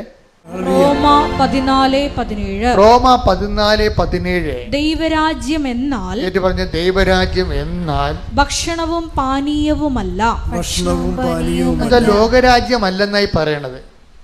ഞാൻ ആശിച്ച ചെറുക്കൻ, ആശിച്ച വീട്, ആശിച്ച കാറ്, അതാണ് ഭക്ഷണവും പാനീയവും എന്നുള്ള വാക്ക്. നീ ആഗ്രഹിക്കണമല്ലെന്ന് മനസ്സിലായില്ലേ? അത് ലോകരാജ്യം എന്ന് എൻ്റെ പേര്. നീ ദൈവരാജ്യത്തിന് പ്രാർത്ഥന ചൊല്ലിയിട്ട് ലോകരാജ്യം വരാൻ വേണ്ടി പ്രാർത്ഥിക്കുകയും, അതാണ് എൻ്റെ അത് വരുന്ന ഒരു ഡൈക്കോട്ടമി എന്ന് പറയുന്നത്. ദൈവരാജ്യത്തിന് വേണ്ടി പ്രാർത്ഥിക്കുകയും ലോകരാജ്യം വരാൻ വേണ്ടി ആഗ്രഹിക്കുകയും ചെയ്യും. അതുകൊണ്ട് തിരുത്തിക്കൊണ്ടാണ് ആദിമസഭയോട് പറയണത് ദൈവരാജ്യം. 14:17 റോമ എന്താണ്? ദൈവരാജ്യം എന്നാൽ ഭക്ഷണവും പാനീയവുമല്ല, പ്രത്യുത നീതിയും സമാധാനവും പരിശുദ്ധാത്മാവിലുള്ള സന്തോഷവുമാണ്. അപ്പോഴേ ഇതിൻ്റെ വിഷയം എന്ന് പറയുന്നത് ദൈവരാജ്യം പുലരുമ്പോൾ അതിൻ്റെ സൈമൾട്ടേനിയസ് സമാന്തരമായ അലോട്ട്മെൻ്റ് ഉണ്ടാകും. എന്താ കാര്യം? പരിശുദ്ധാത്മാവിൽ സന്തോഷം ഉണ്ടാകും. ലോകരാജ്യത്തിനില്ലാത്തത്, ലോകരാജ്യത്തിൻ്റെ സന്തോഷം ലോക സന്തോഷമാണ്. ലോക സന്തോഷം ഇപ്പം നീ ഇഷ്ടപ്പെടുന്ന ചെറുക്കനെ കിട്ടി, അല്ലെ പെണ്ണിനെ കിട്ടി, ഇഷ്ടപ്പെടുന്ന വീട് കിട്ടി, ഇഷ്ടപ്പെടുന്ന ട്രാൻസ്ഫർ കിട്ടി, ഇഷ്ടപ്പെടുന്ന ഭക്ഷണം കിട്ടി, അപ്പം നിനക്കൊരു സന്തോഷം ഉണ്ടാകും. ആ സന്തോഷം എന്ത് സന്തോഷമാണ്? ലോക സന്തോഷമാണ്. ലോക സന്തോഷത്തിനുള്ള കുഴപ്പം എന്താണ്? ഞാൻ കഴിഞ്ഞ ആഴ്ച പറഞ്ഞായിരുന്നു. ഇപ്പം നിനക്കൊരു ജോലി കിട്ടുമ്പോൾ നിനക്കൊരു സന്തോഷമുണ്ടാകും. അത് പരിശുദ്ധാത്മാവിൻ്റെ സന്തോഷം അല്ലത്. അത് നിന്നെ പഠിച്ചതിലും നിനക്ക് ജീവിക്കാനൊരു മാർഗമായല്ലോ എന്നുള്ള സന്തോഷമാണ്. ആ സന്തോഷത്തിൻ്റെ കുഴപ്പമെന്ന് വെച്ച് കഴിഞ്ഞാൽ ഒരു ട്രാൻസ്ഫർ കിട്ടുമ്പോൾ നിങ്ങൾ ലീവ് എടുത്ത് വീട്ടിൽ ഇരിക്കും. എന്താ? നിങ്ങളുടെ സന്തോഷം പോയി. മനസ്സിലായില്ലേ? അപ്പോൾ ആ ജോലിക്ക് ഒരു ട്രാൻസ്ഫർ കിട്ടിയപ്പോൾ, കഴിഞ്ഞ ദിവസം അങ്ങനെ ഒരു സാക്ഷ്യം ഉണ്ടായിരുന്നു. ട്രാൻസ്ഫർ കിട്ടിയപ്പോൾ ലീവ് എടുത്ത് വീട്ടിലിരിക്കുകയും, അപ്പോൾ ജോലി കിട്ടിയ സന്തോഷമൊന്നുമില്ല. ജോലി തന്ന ദൈവത്തിൻ്റെ പാരയും പണിയതുകൊണ്ട് വീട്ടിലിരിക്കുകയും. ഇതാണ് വിഷയം. ഇതാണ് നിങ്ങളിലുള്ളത് എന്താണെന്ന് മനുഷ്യരിലുള്ളത് എന്താണെന്ന് എനിക്കറിയാം എന്ന് ഈശോ പറയത്തില്ലേ? മനുഷ്യന്മാരുടെ ഈ സന്തോഷമൊക്കെ കാണുന്നത് പലപ്പോഴും പരിശുദ്ധാത്മാവിൻ്റെ സന്തോഷമല്ല. ഇപ്പം നിങ്ങൾക്ക് ട്രാൻസ്ഫർ കിട്ടി, അപ്പം നിങ്ങളുടെ വീട്ടിലെ ഭാര്യ, നിങ്ങളുടെ അമ്മ അസുഖക്കാരിയാണെന്ന് ദൈവത്തിന് അറിയാം. ഇപ്പം പലരും ട്രാൻസ്ഫർ വാങ്ങിക്കണത് ഇല്ലാത്ത അമ്മയ്ക്ക്, വെറുതെ പയറ് പോലെ നടക്കുന്ന അമ്മയ്ക്ക് തറവാദമാണെന്നും പറഞ്ഞാണ് ട്രാൻസ്ഫർ വാങ്ങിക്കണത്. അതൊന്നും ദൈവരാജ്യമല്ല, ലോകരാജ്യമല്ലേ. ഉടമ്പടി ചെയ്ത് ജോലി വാങ്ങിച്ചത് നിങ്ങളുടെ ഒരു ആവശ്യത്തിന് വേണ്ടി. ഉടമ്പടിയിലുണ്ടായിരുന്ന വിശുദ്ധി അവിടെ നഷ്ടപ്പെട്ടിരിക്കുന്നത്. ട്രാൻസ്ഫർ കിട്ടിയപ്പോൾ നഷ്ടപ്പെട്ട്. എങ്ങനെ നഷ്ടപ്പെട്ട്? ഇപ്പം നിങ്ങൾ യൂണിയൻകാർക്ക് 50,000 രൂപ കൊടുത്തിട്ട് അപ്പോൾ അവർ പറഞ്ഞ് കള്ളക്കഥ എഴുതാൻ പറഞ്ഞിരിക്കുകയാണ്. എന്താണ്? അമ്മ ഒടുങ്ങിക്കിടക്കുകയാണ്, അമ്മയ്ക്ക് ക്യാൻസറാണ്. വെറുതെ പയർ പോലെ നടക്കണം, അമ്മയ്ക്ക് ക്യാൻസറാണ്. എന്തിനാണ്? നിങ്ങൾക്ക് ട്രാൻസ്ഫർ വേണം. കള്ള നുണ പറഞ്ഞ് ഉടമ്പടി എടുത്ത് ജോലി കിട്ടി, കള്ള നുണ പറഞ്ഞിട്ട് ഇപ്പം നടക്കണ എങ്ങനെയാണ്? ലോകരാജ്യത്തിലാണ് ജീവിക്കുന്നത്. അപ്പോൾ ഈ പിശാച് ഇവിടെ വരുമ്പോൾ തന്നെ ദൈവത്തിന് അറിയാം ഇത് ഒറ്റ നടക്ക് പോകണില്ല, കാര്യം കാണാൻ വേണ്ടി മാത്രം വന്നതാണ്. കാര്യം കണ്ടു കഴിയുമ്പോൾ ദൈവരാജ്യത്ത് നിന്ന് പോയിട്ട് ലോകരാജ്യത്തിലാകുമെന്നാണ്. അതാ മനുഷ്യരുള്ളത് എന്താണെന്ന് എനിക്കറിയാവുന്നു. ടെക്തവിടപ്പം 2:24, യോഹന്നാൻ 2:24. യേശുവാകട്ടെ അവരെ വിശ്വസിച്ചില്ല. യേശുവാകട്ടെ അവരെ വിശ്വസിച്ചില്ല. കാരണം അവൻ അവരെയെല്ലാം അറിഞ്ഞിരുന്നു. ദൈവരാജ്യത്തിലാണാ ജീവിക്കണത്, ലോകരാജ്യത്തിലാണെന്നാ ചോദിക്കണത്. 25 വായിച്ചു. 2:25. മനുഷ്യരെ പറ്റി ആരുടെയും സാക്ഷ്യം അതാണ്. മനുഷ്യരെ കുറിച്ച് ആരുടെയും സർട്ടിഫിക്കറ്റ് അവൻ ആവശ്യമായിരുന്നില്ല. മനുഷ്യനിലുള്ളത് സർട്ടിഫിക്കറ്റ് എല്ലാം കള്ളത്തരമാണെന്ന് നമുക്കറിയാം. മനുഷ്യരെ കുറിച്ച് എന്താ എഴുതിയിരിക്കുന്നത്? 2:25 എന്താ പറയുക? മനുഷ്യരെ കുറിച്ച് ആരുടെയും സാക്ഷ്യം, ആരുടെയും സർട്ടിഫിക്കറ്റ് അവൻ ആവശ്യമായിരുന്നില്ല. മനുഷ്യനിലുള്ളത് എന്താണെന്ന് അവൻ വ്യക്തമായി അറിഞ്ഞിരുന്നു. ഇപ്പൊ എന്താ പ്രശ്നം വെച്ച് കഴിഞ്ഞാൽ, മനുഷ്യന്റെ കാര്യം കാണാൻ വേണ്ടി പിശാചന്റെ കാലും പിടിക്കും. അവൻ ദൈവത്തിന്റെ കാല് പിടിച്ചോണ്ടിരിക്കണായിരിക്കും, പക്ഷെ കാര്യം കാണാൻ വേണ്ടി അവൻ വേണ്ടി വന്നാൽ പിശാചന്റെ കാലം പിടിക്കും. അതാണ് മനുഷ്യരുള്ളത്. നിങ്ങളൊന്ന് ചിന്തിക്കണേ, ഉടമ്പടിക്കാരൊന്ന് ചിന്തിക്കണം. ആടെ കാലിലാണ് പിടിച്ചിരിക്കണം നോക്കണം. ഇടയ്ക്കൊക്കെ പിടിച്ചിരിക്കുന്ന സ്ഥലത്തൊന്ന് നോക്കിയേക്കണം. ദൈവത്തിൻ്റെ കാലിലാണോ പിശാചിൻ്റെ കാലിലാണോ നോക്കിയേക്കണം. കാര്യം പുള്ളിക്കാരനെല്ലാം സ്കാൻ ചെയ്ത് എടുക്കത്തുള്ളൂ. ഈ അഭ്യാസം ഒന്നും അവിടെ നടക്കത്തില്ല. ജെയ്സന്റെ സാക്ഷ്യം കഴിഞ്ഞ ആഴ്ച പറഞ്ഞില്ലേ, ഞാൻ ശ്രങ്കൻ വിസായ്ക്ക് ശ്രങ്കം വിസായ്ക്ക് ഞാൻ ഒത്തിരിയേറെ ബയോഡേറ്റ അപ്ലോഡ് ചെയ്തിരുന്നു 12 കൊല്ലം മുമ്പ്. ഇപ്പം എന്താ സങ്കടം? അത് മുഴുവൻ കള്ളത്തരമായിരുന്നു അയച്ചു കൊടുത്തതെല്ലാം. സംഘം വിസക്ക് അയച്ചു കൊടുത്ത് ചില ആൾക്കാർ എന്നാ ചെയ്യാന്ന് വെച്ചാൽ അവിടെ ചെല്ലാൻ വേണ്ടി ഇപ്പം ഫാമിലി ആയിട്ടൊരു സാക്ഷി അങ്ങനെ ഉണ്ടായിരുന്നു. ഫാമിലി ആണെങ്കിൽ അവിടെ എടുക്കത്തില്ല. അതുകൊണ്ട് ഫാമിലി അല്ലെന്നാക്കാതെ ഡൈവേഴ്സ് ആണെന്ന് പറഞ്ഞ് കള്ള സർട്ടിഫിക്കറ്റ് ഉണ്ടാക്കും. എന്നിട്ട് ഒരുത്തൻ ഡൈവേഴ്സ് ആയ പിന്നെ പ്രശ്നമില്ലല്ലോ. ഡൈവേഴ്സ് നിയമപരമായിട്ട് ഡൈവേഴ്സ്ഡാണ്. സർക്കാരിനെ പറ്റിച്ചിരിക്കുകയാണ്, അമേരിക്കനെ പറ്റിച്ചിരിക്കുകയാണ്. എന്നിട്ട് ഒരാൾ പോയി ന്യൂയോർക്കിലും വാഷിംഗ്ടണിലും പിന്നീട് അവർ അടുത്തടുത്ത സ്ഥലത്ത് താമസിക്കുകയാണ്. കാര്യം ഡൈവേഴ്സ്ഡ് ആണെന്ന് പേപ്പറിലേ ഉള്ളൂ. അവരൊരുമിച്ചാണ് ജീവിക്കണത്. പോലീസിന് ഈ പേപ്പർ തിരക്കി നടക്കാൻ പറ്റുമോ? പക്ഷെ പോലീസിനെ പറ്റിക്കാം, പക്ഷെ ദൈവത്തിനെ പറ്റിക്കാൻ പറ്റത്തില്ല. ഇത് എപ്പോഴും നമ്മൾ ശ്രദ്ധിക്കണം. അതുകൊണ്ടാണ് കർത്താവ് വളരെ ഇങ്ങനെ പ്രാർത്ഥന മൊത്തം തകിടം പറയാൻ സാധ്യതയുള്ളതുകൊണ്ട് കർത്താവ് ഇതിൻ്റെ ഒരു ബ്ലോക്കിങ് തന്നിട്ട് പറഞ്ഞാൽ ഞങ്ങളെ പ്രലോഭനത്തിൽ ഉൾപ്പെടുത്തരുത്. അതുകൊണ്ടാണ്, അല്ലാതെ വേറെ പ്രശ്നം. ദൈവരാജ്യത്തിൽ നിന്ന് മനുഷ്യൻ ലോകരാജ്യത്തിലേക്ക് പോകാതിരിക്കാൻ വേണ്ടിയാണ് നമുക്ക് ബ്ലോക്ക് ഇട്ട് പ്രാർത്ഥിക്കുന്നത്. എന്താണ്? ഞങ്ങളെ ഇതിനേക്കാൾ വലിയ പ്രാർത്ഥനയൊന്നുമില്ല. ഒരു ഡോക്ടർ വെളുപ്പിനെ എന്നെ വിളിച്ചിട്ട് പറഞ്ഞു, അച്ഛാ എൻ്റെ കുഞ്ഞിന്, എൻ്റെ പേരക്കുട്ടിക്ക് ഇന്ന പ്രശ്നമുണ്ട്, അവൻ സംസാരിക്കണില്ല. അപ്പോൾ എന്നോട് ചോദിച്ചു, അച്ഛാ ഞങ്ങൾക്ക് അപ്പാപ്പനും അമ്മാമ്മയ്ക്കും അവർക്കത്ര പ്രായമൊന്നുമില്ല, നല്ല പയറുപോലെ നടക്കുന്ന മനുഷ്യരാണ്, ഞങ്ങൾക്ക് ചെല്ലാൻ പറ്റിയ പുതിയ വല്ല പ്രാർത്ഥന ഉണ്ടോയെന്ന് ചോദിച്ചു. എന്താണ്? ഈ മകനെ സംസാരിപ്പിച്ചെടുക്കാൻ പറ്റിയ പുതിയ പ്രാർത്ഥന വല്ല ഉണ്ടോയെന്ന്. പുതിയതായാലും പഴയതായാലും നിത്യനൂതനമായിട്ടുള്ള ചിരപുരാതനമായിട്ടുള്ള ഒറ്റ പ്രാർത്ഥനയേ ഉള്ളൂ. എന്താണത്? സ്വർഗസ്ഥനായ ഞങ്ങളുടെ പിതാവേ. അതിനെ വെട്ടാൻ ഇനി പ്രാർത്ഥനയില്ല. കാര്യം എന്താണ്? അല്ല, ഇതിൻ്റെ അകത്തൊരു മാന്ത്രികമായ ഒരു ഇടപെടൽ കാണാതെ ഇത് സ്വാഭാവികമായിട്ട് സത്യസന്ധമായിട്ട് വർക്കൗട്ട് ചെയ്യുന്നതാണ് ഈ ഉടമ്പടി എന്ന് പറയുന്നത്. ഉടമ്പടി അന്വേഷിക്കണത് എന്താണ്? ദൈവരാജ്യമാണ്. ദൈവരാജ്യമാണ് ഉടമ്പടി അന്വേഷിക്കുന്നത്. നീ ഉടമ്പടി ചെയ്തിട്ട് ദൈവരാജ്യം അനുസരിച്ച് നീ ജീവിച്ചു കഴിയുമ്പോൾ നിനക്ക് ലഭിക്കുന്ന റിസൾട്ട് എന്താണ്, അതിൽ സന്തോഷിക്കാനുള്ളൊരു അഭിഷേകം നിനക്ക് തരും. അതിനാണ് പരിശുദ്ധാത്മാവിൻ്റെ സന്തോഷമെന്ന് പറയണത്. പിടികിട്ടിയ? അതായത് സത്യം പരമാർത്ഥമായിട്ട് നീ ഉടമ്പടി ജീവിക്കുന്നു. ദൈവത്തിൻ്റെ വചനം, നിങ്ങൾക്കറിയാം ഉടമ്പടി ബേസിക്കായിട്ട് എന്താണ്? ഉടമ്പടി ബേസിക്കായിട്ട് ദൈവത്തിൻ്റെ വചനം അനുസരിച്ച് ജീവിക്കാൻ വേണ്ടിയുള്ള ഒരു പ്രാർത്ഥനയാണത്. അതിൻ്റെ കൂടെ അത് നടപ്പിൽ വരുത്താൻ വേണ്ടിയുള്ള പദ്ധതികളുണ്ട്, പ്രാർത്ഥനയുണ്ട്. ഉടമ്പടി ബേസിക്കായിട്ട് എന്താണ്? ഒരു പ്രാർത്ഥന പദ്ധതിയാണ്. പ്രാർത്ഥന ചൊല്ലേണ്ടതും പദ്ധതി ചെയ്യേണ്ടതുമാണ്. പ്രാർത്ഥന ചൊല്ലേണ്ടതും പദ്ധതി ചെയ്യേണ്ടതും. പക്ഷേ ചെയ്യുന്ന ആളും ചെയ്യുന്ന ആളും ഉറപ്പുവരുത്തേണ്ടത് എന്താണ്? ദൈവരാജ്യത്തിലായിരിക്കണം. അതാണ് വിഷയം. ചെല്ലുന്ന ആളും ചെയ്യുന്ന ആളും പ്രാർത്ഥന ഉടമ്പടി എടുത്തിട്ട് പ്രാർത്ഥന ചെല്ലുന്ന ആളും പ്രാർത്ഥന പദ്ധതി ചെയ്യുന്ന ആളും എന്താ ചെയ്യേണ്ടത്? ദൈവരാജ്യത്തിലായിരിക്കണം. ഇപ്പോൾ ദൈവരാജ്യത്തിലാണെന്ന് വെച്ച് കഴിഞ്ഞാൽ ദൈവത്തിൻ്റെ തിരുമനസ്സിന് അനുപേക്ഷിതമായിട്ട് തന്നെയായിരിക്കണം നമ്മുടെ എല്ലാവിധ വ്യവഹാരങ്ങളും നടക്കേണ്ടത്. അങ്ങനെ വന്നു കഴിഞ്ഞാൽ ഇതിൻ്റെ നെറ്റ് റിസൾട്ട് സ്വാഭാവികമായിട്ടും പ്രഥമ ദൃഷ്ട്യ നെഗറ്റീവായിട്ട് തോന്നുന്നുണ്ടെങ്കിലും പരിശുദ്ധാത്മാവിൻ്റെ അലോട്ട്മെൻറ്റ് സന്തോഷമുണ്ടാകും. എന്താ കാര്യം? ഞാൻ ദൈവരാജ്യത്തിലാകുമ്പോൾ ഓട്ടോമാറ്റിക്കായിട്ട് ഉണ്ടാകണമാണ് പരിശുദ്ധാത്മാ സന്തോഷം. ഇപ്പം നിങ്ങൾ പ്രാർത്ഥിക്കുന്നതനുസരിച്ച് കാര്യങ്ങൾ നടക്കണില്ല, പക്ഷെ ദൈവം ആഗ്രഹിക്കുന്നതനുസരിച്ച് കാര്യങ്ങൾ നടക്കുമ്പോൾ പരിശുദ്ധാത്മാവും നിങ്ങളുടെ സന്തോഷിക്കും. അതിനാണ് പരിശുദ്ധാത്മാവ് സന്തോഷം എന്ന് പറയുന്നത്. വെള്ളം അടിക്കുമ്പോൾ നമുക്ക് കിട്ടുന്ന സ്പിരിറ്റ് അല്ലത്. അതായത് നിങ്ങൾ വിചാരിക്കുന്നതനുസരിച്ച് കാര്യങ്ങൾ നടക്കുന്നില്ല, പക്ഷേ ദൈവം ആഗ്രഹിക്കുന്നതനുസരിച്ച് കാര്യങ്ങൾ നടക്കുന്നു. അപ്പോൾ എന്ത് സംഭവിക്കും? നിങ്ങളിലുള്ള പരിശുദ്ധാത്മാവ് തുള്ളിച്ചാടും. പരിശുദ്ധാത്മാവിൻ്റെ സന്തോഷം. എലിസബത്തിനെ കണ്ടപ്പോൾ, മേരിയെ കണ്ടപ്പോൾ എലിസബത്തിൻ്റെ ശിശു പരിശുദ്ധാത്മാവ് സന്തോഷിച്ചു. സാത്താൻ ഇടിമിന്നൽ പോലെ താഴെ വീഴുമ്പോൾ കർത്താവ് ആത്മാവിൽ ആനന്ദിച്ചു. പരിശുദ്ധാത്മാവിൻ്റെ മൗലിക ഭാഗമാണ് ഈ ആനന്ദം. Take 2 beds. Thank you. Sudhikada hallelujah. Hallelujah. Hallelujah. യേശുവേ നന്ദി. ഹല്ലേലൂയ. ഹല്ലേലൂയ. ഹല്ലേലൂയ. ഹല്ലേലൂയ. ഹല്ലേലൂയ. ഹല്ലേലൂയ. യേശുവേ നന്ദി. ഹല്ലേലൂയ. ഹല്ലേലൂയ.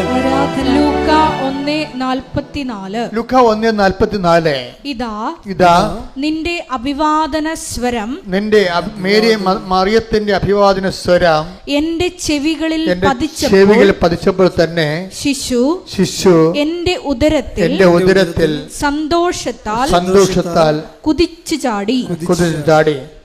എന്താ കാര്യം? കർത്താവ് നിന്നോട് അരുളി ചെയ്ത കാര്യങ്ങൾ നിറവേറ്റിയെന്നാണ്. ഒരു ഉടമ്പടിയെ കണ്ടപ്പോഴാണ്. ഉടമ്പടിക്ക് കൈയും കാലും വെച്ച ഒരാളെ കണ്ടും അതാണ് പരിശുദ്ധാത്മാവ് സന്തോഷിച്ചത്. ഉടമ്പടിക്ക് കൈയും കാലും വെച്ചത് ആരാണ്? കക്ഷി, നമ്മളാള്. ഉടമ്പടിക്ക് കൈയും കാലും വെച്ച ഒരാളെ ആര് കണ്ടു? എലിസബത്ത് കണ്ടു. അപ്പോൾ പരിശുദ്ധാത്മാവ് സന്തോഷിച്ചു. അതാണ് വിഷയം. ആരെയാണ് എലിസബത്ത് കണ്ടത്? മറിയത്തെ. മറിയം എന്താണ്? കർത്താവ് നിന്നോട് അരുളി ചെയ്ത കാര്യങ്ങൾ പറഞ്ഞ്, കർത്താവ് നിന്നോട് അരുളി ചെയ്ത കാര്യങ്ങൾ നിറവേറുമെന്ന് വിശ്വസിച്ച നീ ഭാഗ്യവതി. അതായത് കർത്താവിന്റെ വചനം നിറവേറുമെന്ന് വിശ്വസിച്ച ഒരു ഉടമ്പടി സാക്ഷിയെ കാണുകയാണ്. ഉടനെ പരിശുദ്ധാത്മാവ് സന്തോഷിച്ചു.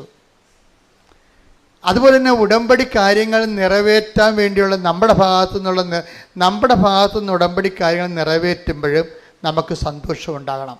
സന്തോഷം ഉണ്ടായില്ലെങ്കിൽ പരിശുദ്ധാത്മാവിൻ്റെ കുറവുണ്ടെന്നോ. 2 തരം. നിങ്ങൾക്ക് ഉടമ്പടി കാര്യങ്ങൾ നിറവേറ്റുമ്പോൾ മൗലികമായ സന്തോഷമാണ് ഉണ്ടാകേണ്ടത്.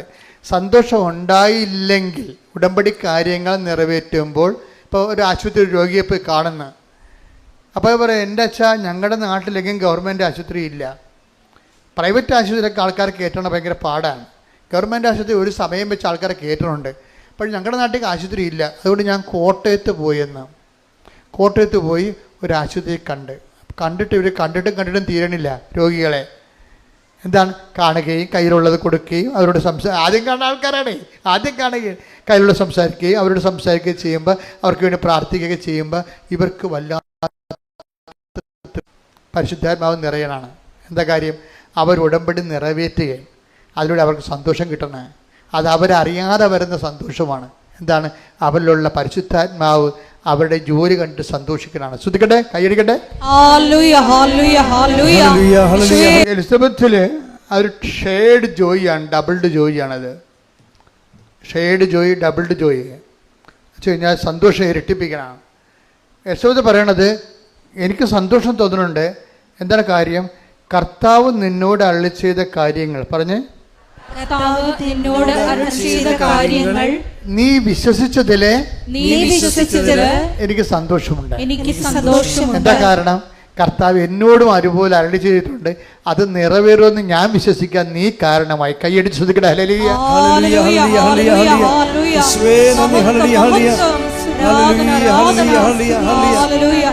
എന്നുള്ള ഒരു സബ്ജക്റ്റ് ഉടമ്പടിയുടെ 6ാമത്തെ ഫീച്ചേഴ്സ് ആയിട്ടാണ് നമ്മൾ കണ്ടത്. ഈ ശുഭമാക്കുന്നതും ദൈവം ഒരു കാര്യം ശുഭമാക്കുക എന്ന് വെച്ച് കഴിഞ്ഞാൽ ദൈവത്തിൻ്റെ റേഞ്ച് ആൻഡ് റേറ്റിംഗ് അനുസരിച്ചുകൊണ്ട് അതിനെ കറക്റ്റ് ചെയ്ത്. ഇപ്പം പല കാര്യങ്ങളും നടക്കുന്നത് നമ്മളുടെ ഒരു രീതി അനുസരിച്ചാണ്, നമ്മളുടെ രീതി അനുസരിച്ചാണ് കാര്യങ്ങൾ നടക്കുന്നത്. അപ്പം ദൈവത്തിൻ്റെ ഉടമ്പടി നടക്കേണ്ടിയിരുന്നത്, ഇപ്പം പലരും സാക്ഷ്യം പറയുന്നില്ലേ, ആ സാക്ഷ്യമൊക്കെ പലതും മാനുഷിക സാക്ഷ്യങ്ങളാണ്. അവരാഗ്രഹിച്ച കാര്യം നടന്നു എന്നാണ് അവർ പറയണത്. പക്ഷേ ഇതിൻ്റെ അകത്ത് വേറെ, ഇതിൻ്റെ ഒരു കുറച്ചുകൂടി മുന്നോട്ട് പോയി കഴിഞ്ഞാൽ ഇതിൽ ദൈവം ആഗ്രഹിച്ച കാര്യങ്ങൾ കാണും.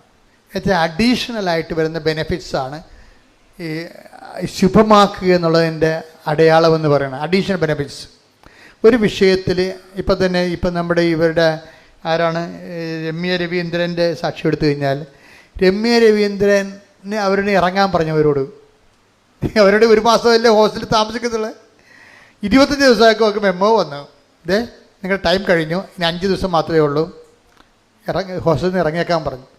ഇവർ വിട്ടുപേർത്തു പോയി. എന്താ കാര്യം? ഇതുവരെക്കും വീടൊന്നും കിട്ടിയിട്ടില്ല. വീട് കിട്ടാത്തതിന് പ്രധാനപ്പെട്ട കാരണമുണ്ട്. എന്താ കാര്യം? ഭർത്താവിനും ഭാര്യയ്ക്കും അതവിടെ നമ്മൾ ആപ്ലിക്കേഷൻ കൊടുക്കുമ്പോൾ ആ വീട്ടിലായിരിക്കണം താമസിക്കണത് എന്ന് ചോദിക്കും. അപ്പോൾ ഞാനുണ്ട്, എൻ്റെ ഭർത്താവുണ്ട്, എൻ്റെ 2 മക്കളുണ്ടെന്നല്ലേ നമ്മൾ ഫീഡ് ചെയ്യണത്. അപ്പോൾ റിജക്റ്റായി പോകും. എന്താ കാര്യം? ഭർത്താവിൻ്റെ ശമ്പളം ഉടനെ ചോദിക്കും, ഭർത്താവിൻ്റെ ശമ്പളം ചോദിക്കും ഉടനെ. അപ്പോൾ ഭർത്താവിൻ്റെ ശമ്പളം ചോദിക്കും, ഞങ്ങൾക്ക് ജോലിയില്ലല്ല, അപ്പോൾ വീടില്ല, ക്യാൻസൽ, മെറിറ്റില്ല അവിടെ. അതായത് നോട്ട് ബൈ മെറിറ്റ് എന്ന് പറയും. ജീവിതത്തിലെ പല കാര്യങ്ങൾക്കും മെറിറ്റ് നമുക്കുണ്ടാകത്തില്ല. ഭർത്താവിൻ്റെ ശമ്പളം ചോദിക്കുമ്പോൾ ശമ്പളമില്ല, ജോലിയില്ലെന്ന് പറയും. അപ്പോൾ ഉടനെ ഇവിടെ ആപ്ലിക്കേഷൻ എല്ലാം റിജക്റ്റ് ആവും. അപ്പോൾ ഇവരിപ്പോൾ എന്ത് സംഭവം? ഹോസ്റ്റലിൽ നിന്ന് ഇറങ്ങാൻ പറഞ്ഞിരിക്കണേ, അതേസമയം തന്നെ ഭർത്താവിന് ജോലി ഇല്ലാത്ത കാരണം ശമ്പളവുമില്ല, ഒരുമിച്ച് ഒരു വീട് കിട്ടാനുള്ള നിയമപരമായ തടസ്സങ്ങളുണ്ട്. ലീഗൽ പോയിൻ്റ് തടസ്സമാണ്, ലീഗലി കിട്ടത്തില്ല. ഇവരെന്ത് ചെയ്ത്? ഇവർ പുറത്ത്. അപ്പോൾ ഇവർ എപ്പോഴും പള്ളിയിൽ പോകുന്ന ഒരു അച്ഛനുണ്ട് അവിടെ, ഇംഗ്ലീഷ് ചർച്ചിൽ പോകണതാണ്. രമ്യ രവീന്ദ്രനാണെങ്കിൽ അവിടെയാണെങ്കിൽ ഇംഗ്ലീഷ് ചർച്ചിൽ പോകുന്നുണ്ട്. ഷീസ് ഇൻ കവനൻറ്റ്, അതായത് മനസ്സിലാക്കുക. അപ്പോൾ പറഞ്ഞാൽ ഞങ്ങൾ എപ്പോഴും പോകുന്നൊരു ഇംഗ്ലീഷ് ചർച്ചുണ്ട്, ഞങ്ങളെപ്പോഴും പോകുന്നൊരു ഇംഗ്ലീഷ് ചർച്ച്. അപ്പോൾ എനിക്ക് ഭയങ്കര സന്തോഷമായി. ഈ യൂറോപ്പിലൊക്കെ ഇംഗ്ലീഷ് ചർച്ചൊക്കെ കൊടുത്ത് ആൾക്കാർക്ക് വിലക്ക് കൊടുക്കണമെന്നൊക്കെയാണ് പത്രത്തിലൊക്കെ വരുന്നത്. അപ്പോഴും ഇവർ പക്ഷേ അത് കുറേ കള്ള വാർത്തയാണ്. എന്താ കാര്യം? ഈ രമ്യ രവീന്ദ്രൻ പോകുന്ന ഒരു ഇംഗ്ലീഷ് ചർച്ചിലാണ്. ഇംഗ്ലീഷ് ചർച്ചിൽ അച്ഛൻ ഇവരോട് പറഞ്ഞു ഇതാ. അപ്പോൾ ഈ ഇംഗ്ലീഷ് ചർച്ചിൽ അച്ഛൻ ഇവരെ വിളിപ്പിച്ചു പറഞ്ഞു, ശരി വൈകുന്നേരം വന്ന് എന്നെ കാണാൻ പറഞ്ഞു. ഭാര്യയും ഭർത്താവും കൂടി വൈകുന്നേരം കാണാൻ ചെന്നപ്പോൾ ഉണ്ട് 10 മണി ഇരുന്നിട്ട് അച്ഛനില്ല അവിടെ. അച്ഛൻ വിചാരിച്ചത് സൺഡേയിൽ വരുന്ന കൂട്ടായ്മയിൽ ഒരു സായിപ്പിനും മദാമയ്ക്കും ഒറ്റയ്ക്ക് താമസിക്കുന്നുണ്ട്, അവർക്ക് വീടുണ്ട്, ആ സെറ്റാക്കി തരാമെന്നാണ് അച്ഛൻ പറഞ്ഞത്. അപ്പോൾ ഇവർ രണ്ടുപേരും അച്ഛനെ കാണാൻ ചെന്നപ്പോഴുണ്ട് അച്ഛൻ വേറെ എന്തോ കാര്യത്തിൽ ബിസിയായി പോയി, അച്ഛൻ അവിടെ ഇല്ല. ഇവർ 10 മണി വരെ മേടയിൽ അങ്ങനെ ഇരിക്കും. 10 മണിയായി കഴിയുമ്പോൾ ഇവർ നോക്കുമ്പോൾ ഇവിടെ തലക്ക് മുകളിൽ മാതാവ് നിൽക്കുകയാണ്. ഒരു ഗ്രോട്ടോയിലാണ് ഇരിക്കണത്, ഒരു ഗ്രോട്ടോയിലാണ് ഇരിക്കണം അവിടെ. അപ്പം മാതാവ്, അപ്പോൾ അവൾ എന്ത് ചെയ്ത്? അവൾ ഉടനെ ലൈറ്റേക്കാൻ്റെ പേർ റിക്വസ്റ്റ് ഇട്ട് അവിടെ നിന്ന്. ഞാനങ്ങനെ ഓർക്കുകയെ, പണ്ട് ഈ 2015 ലൈറ്റേക്ക ഈ ഉടമ്പടിയും ലൈറ്റേക്കാൻ്റെ പേർ റിക്വസ്റ്റ് ഒരുമിച്ചാണ് വന്നത്. എനിക്കിതിനെക്കുറിച്ച് രണ്ടിനെക്കുറിച്ച് ഒരു ഐഡിയ ഇല്ലായിരുന്നു. അമ്മ പറഞ്ഞതുകൊണ്ട് ഞാൻ കുത്തിയിരുന്ന് പ്രാർത്ഥിക്കുകയും പിന്നെ ആവശ്യം ഡിസ്കഷൻ നടത്തിയിട്ട് പെട്ടെന്ന് ലോഞ്ച് ചെയ്യണേ ചെയ്ത്. ഈ ലൈറ്റേക്കാൻ്റെ പേർ റിക്വസ്റ്റിൻ്റെ ലിങ്ക് ഞാൻ തന്നെ കണ്ടുപിടിച്ചതാണ്. ചുമ്മാ കണ്ടുപിടിച്ചെന്ന് പറയാൻ പറ്റത്തില്ല, ഞാൻ സെർച്ച് ചെയ്തുകൊണ്ടിരിക്കുന്ന സമയത്ത് ലിങ്ക് എൻ്റെ കിട്ടി. ആ ലിങ്ക് കണ്ടപ്പോൾ എനിക്ക് തോന്നി ഇതുവഴി അമ്മയോട് ലോകത്തിൽ ഏത് അന്റാർട്ടിക്കയിൽ ഇരുന്നാലും ശരി, അവിടെയുള്ള ആൾക്കാർക്ക് ധ്യാനവും പ്രാർത്ഥനയും പള്ളിയും ഒന്നും ഇല്ലല്ലോ, അവർക്കൊരു വിഷമം ഉണ്ടായിക്കഴിഞ്ഞാൽ കൃപാസനത്തിൽ പ്രത്യക്ഷപ്പെട്ട മാതാവിനോട് കമ്മ്യൂണിക്കേറ്റ് ചെയ്യാൻ പറ്റിയ ഈ ലിങ്ക് ഉപയോഗിക്കാൻ പറ്റുമെന്ന് കമ്പ്യൂട്ടർ എഞ്ചിനീയറിനോട് ഞങ്ങൾ ചോദിച്ചു. ഞാൻ ജോമോൾ പറഞ്ഞപ്പോൾ ജോമോൾ പറഞ്ഞ് ഇന്ന ആളോടൊക്കെ ചോദിക്കാമെന്ന് പറഞ്ഞു. അങ്ങനെ ഞാൻ ചോദിച്ചു കഴിഞ്ഞപ്പോൾ അവിടെ ഡിക്സൺ എന്ന് പറയും, ഇപ്പോഴും അദ്ദേഹം തന്നെ നമ്മുടെ എഞ്ചിനീയർ. ഡിക്സൺ പറഞ്ഞ് നമുക്ക് ഇന്നൊരു രീതിയായിട്ട് അത് മോഡുലേറ്റ് ചെയ്തെടുക്കാമെന്ന് പറഞ്ഞു. പക്ഷേ മോഡുലേറ്റ് ചെയ്തതിന് ശേഷം പിന്നീട് സംഭവിച്ചത് നിങ്ങൾക്കറിയാമല്ലോ, ഈ ദൈവത്തിൽ ജീവിച്ച് കഴിയുമ്പോൾ നമ്മൾ ചെയ്യുന്നതെല്ലാം ദൈവം ശുഭമാക്കും. ഞാനിങ്ങനെ ഒരു ലിങ്ക് കൊടുത്തതേ ഉള്ളൂ, പക്ഷേ അയാൾ ചെയ്തത് വെടിക്കെട്ട് സംഭവമാണ്. അതായത് നമ്മൾ ഉടമ്പടി കാലത്തിലാണ്, ഉടമ്പടിയാണെങ്കിൽ നമ്മൾ എന്ത് ചെയ്താലും ദൈവമാണത് അതിൻ്റെ പോരായ്മകൾ പരിഹരിച്ചിട്ട് അത് ഇപ്പം നമ്മൾ അപ്പോൾ ആൾക്കാർ ചോദിക്കും പിന്നെ ഇങ്ങനെ അവിടെ അന്റാർട്ടിക്കയിലോ അമേരിക്കയിലൊക്കെ ഇരുന്നുകൊണ്ട് ഇങ്ങനെ കമ്പ്യൂട്ടറിട്ട് കളിപ്പിക്കുമ്പോൾ ഉടനെ ദൈവം ഉത്തരം പറയാനാണ്. അതെ, അത് ശരിയാണ്. ബുദ്ധി കൊണ്ട് മാത്രം ജീവിക്കുന്നവർക്ക് ദൈവത്തെ പ്രാപിക്കാൻ പ്രയാസമാണ്, തെറ്റില്ല. പക്ഷേ ദൈവത്തെ കൊണ്ട് ജീവിക്കുന്നവരെ സംബന്ധിച്ചിടത്തോളം അവരെ അടയാളങ്ങളിലൂടെയാണ് ജീവിക്കുന്നത്. അവരെ സംബന്ധിച്ചിടത്തോളം ഇതെല്ലാം വിസിബിളായിട്ടുള്ള കാര്യങ്ങളാണ്. അതാണ് ഈശോ പറഞ്ഞത്, വിശ്വസിക്കുന്നവർക്കെല്ലാം സാധ്യമാണ്. Take the bed of God. ശ്രുതിക്കട്ടെ ഹല്ലേലൂയ ഹല്ലേലൂയ ഹല്ലേലൂയ ഹല്ലേലൂയ ഹല്ലേലൂയ ഹല്ലേലൂയ. യേശുവേ നന്ദി. ഹല്ലേലൂയ ഹല്ലേലൂയ ഹല്ലേലൂയ ഹല്ലേലൂയ ഹല്ലേലൂയ ഹല്ലേലൂയ ഹല്ലേലൂയ. യേശുവേ ആരാധന ആരാധന ആരാധന ആരാധന. യേശുവേ 23 മർക്കോസ് 9:23 വിശ്വസിക്കുന്നവന് എല്ലാ കാര്യങ്ങളും സാധിക്കും. വിശ്വസിക്കുന്നവന് എല്ലാ കാര്യങ്ങളും സാധിക്കും. എന്താ കാര്യം സാധിക്കാൻ കാരണം എന്താണ്? വിശ്വസിക്കുന്നവനെ സംബന്ധിച്ചിടത്തോളം ദൈവം അവന് എല്ലാം ശുഭമാക്കി കൊടുക്കും. Take the word of God.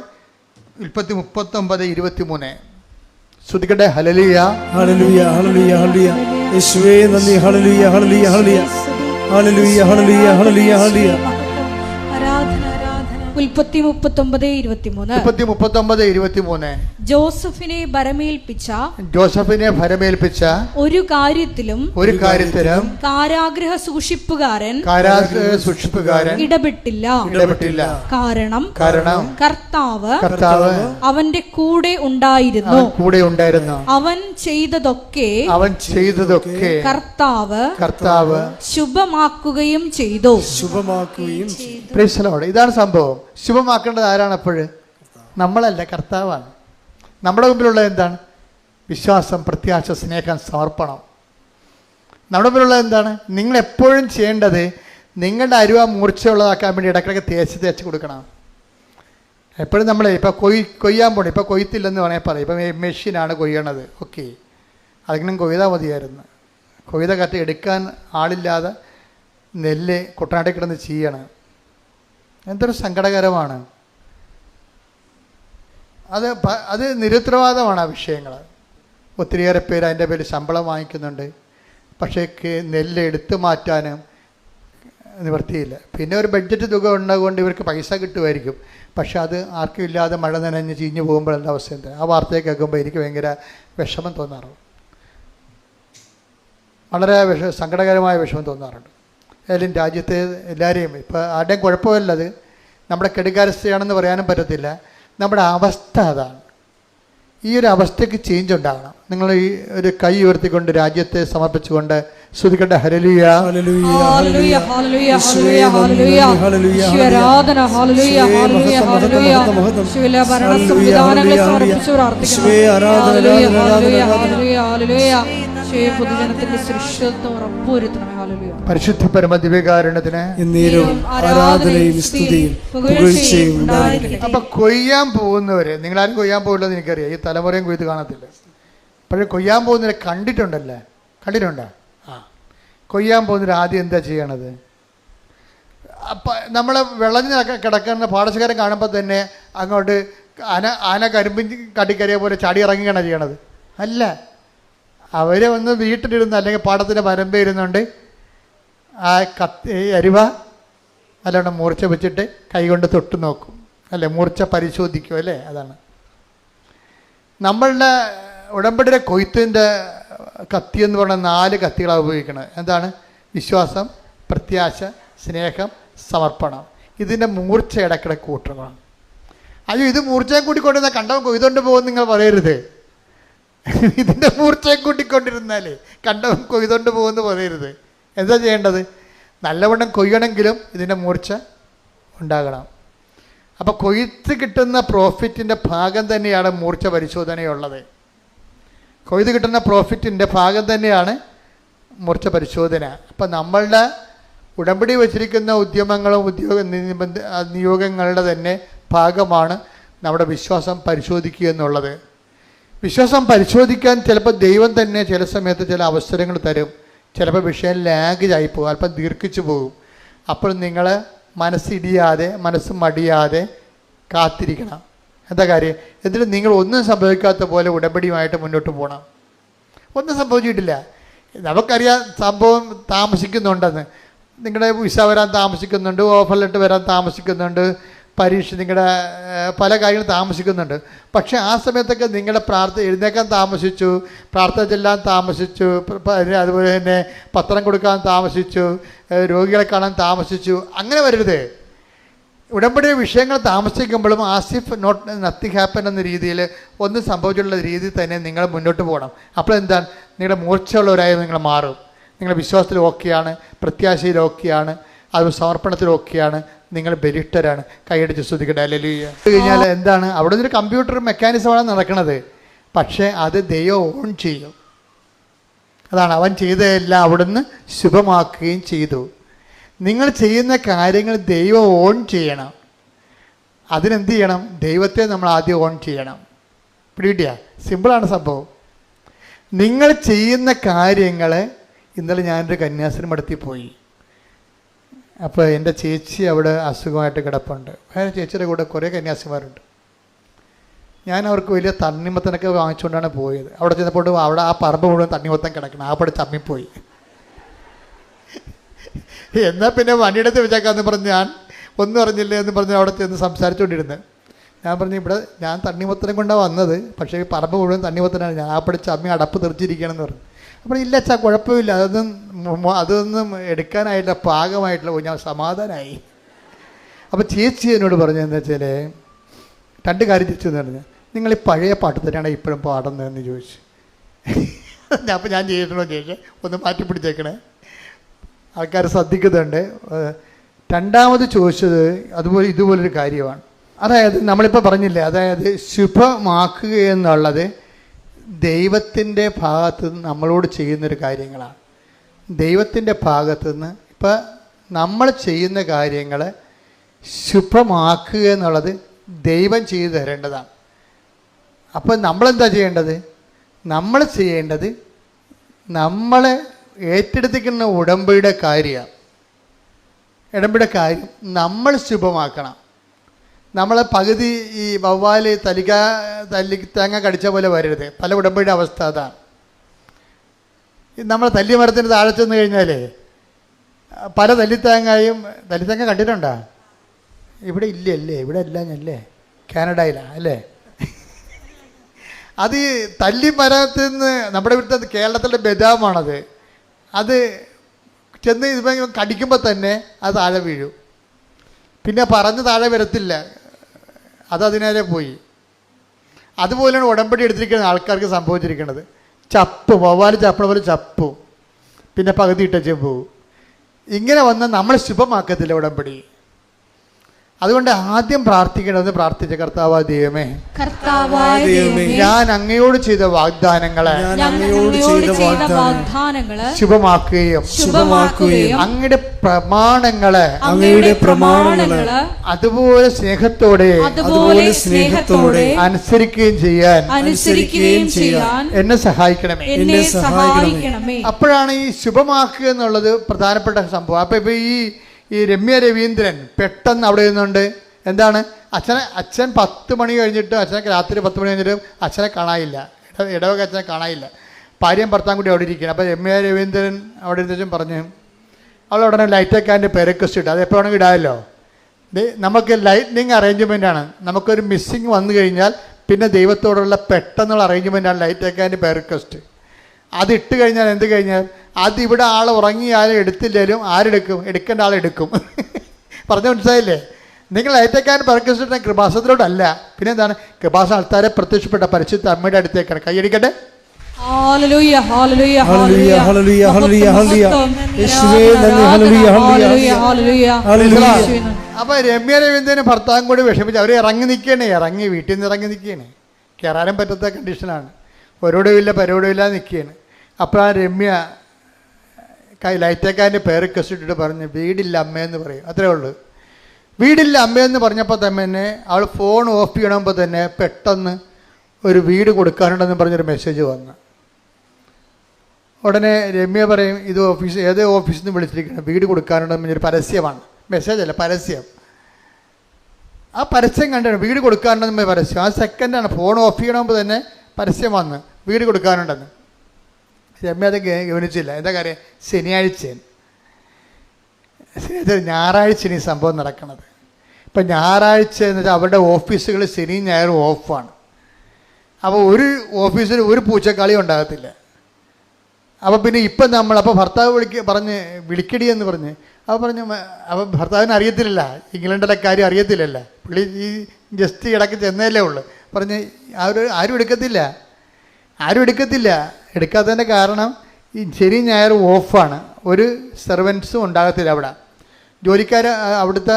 അവിടുത്തെ ജോലിക്കാരും ഉണ്ടാകത്തില്ലെന്ന് പറഞ്ഞു. അപ്പോഴുടനെ ഈ രവീന്ദ്രൻ പറയുവേ, രവീന്ദ്രൻ പക്ഷെ വിശ്വാസിയല്ലായിരുന്നു. രമ്യ പണ്ടൊരു സാക്ഷ്യം പറഞ്ഞായിരുന്നു. അത് കേട്ടാണ് രവീന്ദ്രൻ വിശ്വാസിയായത്. രവീന്ദ്രൻ പറഞ്ഞു, എടി നീ ഇപ്പം ലൈറ്റേക്കാൻ്റെ പേർക്കസ് ഇട്ടപ്പോഴല്ലേ വീടിൻ്റെ പരസ്യം വന്നത്, അതപ്പോൾ അത് മാതാവല്ല പിന്നെ ആരാണെന്ന് ചോദിച്ചു. അതാണ് രസം. ഉടനെ അത് രവീന്ദ്രനെ പെട്ടെന്ന് ഓടിത്തിരിഞ്ഞേ. കാര്യം മറ്റവർക്ക് നിയമങ്ങളാണല്ലോ ഇരിക്കുന്നത്, അവർക്ക് അവിടുത്തെ നിയമം എന്താണെന്ന് അറിയാം.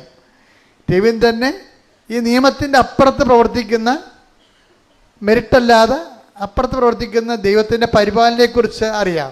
അപ്പോൾ അതുകൊണ്ട് നീ എടുക്കുമെന്ന് പറഞ്ഞ് എടുത്തിട്ട് തിരിച്ച് ഈ നമ്പറിലേക്ക് അവർ തിരിച്ച് രാത്രി വിളിക്കുമ്പോഴുണ്ട് ഒരു ലേഡിയാണ് വളരെ മധുരമായ സമയത്ത് ഇവരോട് സംസാരിച്ചിട്ട് പറഞ്ഞു, നിങ്ങൾ വീടല്ലേ, നിങ്ങളുടെ പേര് പറഞ്ഞ് രമ്യ രവീന്ദ്രൻ തങ്കമണി. ഉടനെ അവരും പറയും രമ്യ രവീന്ദ്രൻ തങ്കമണി.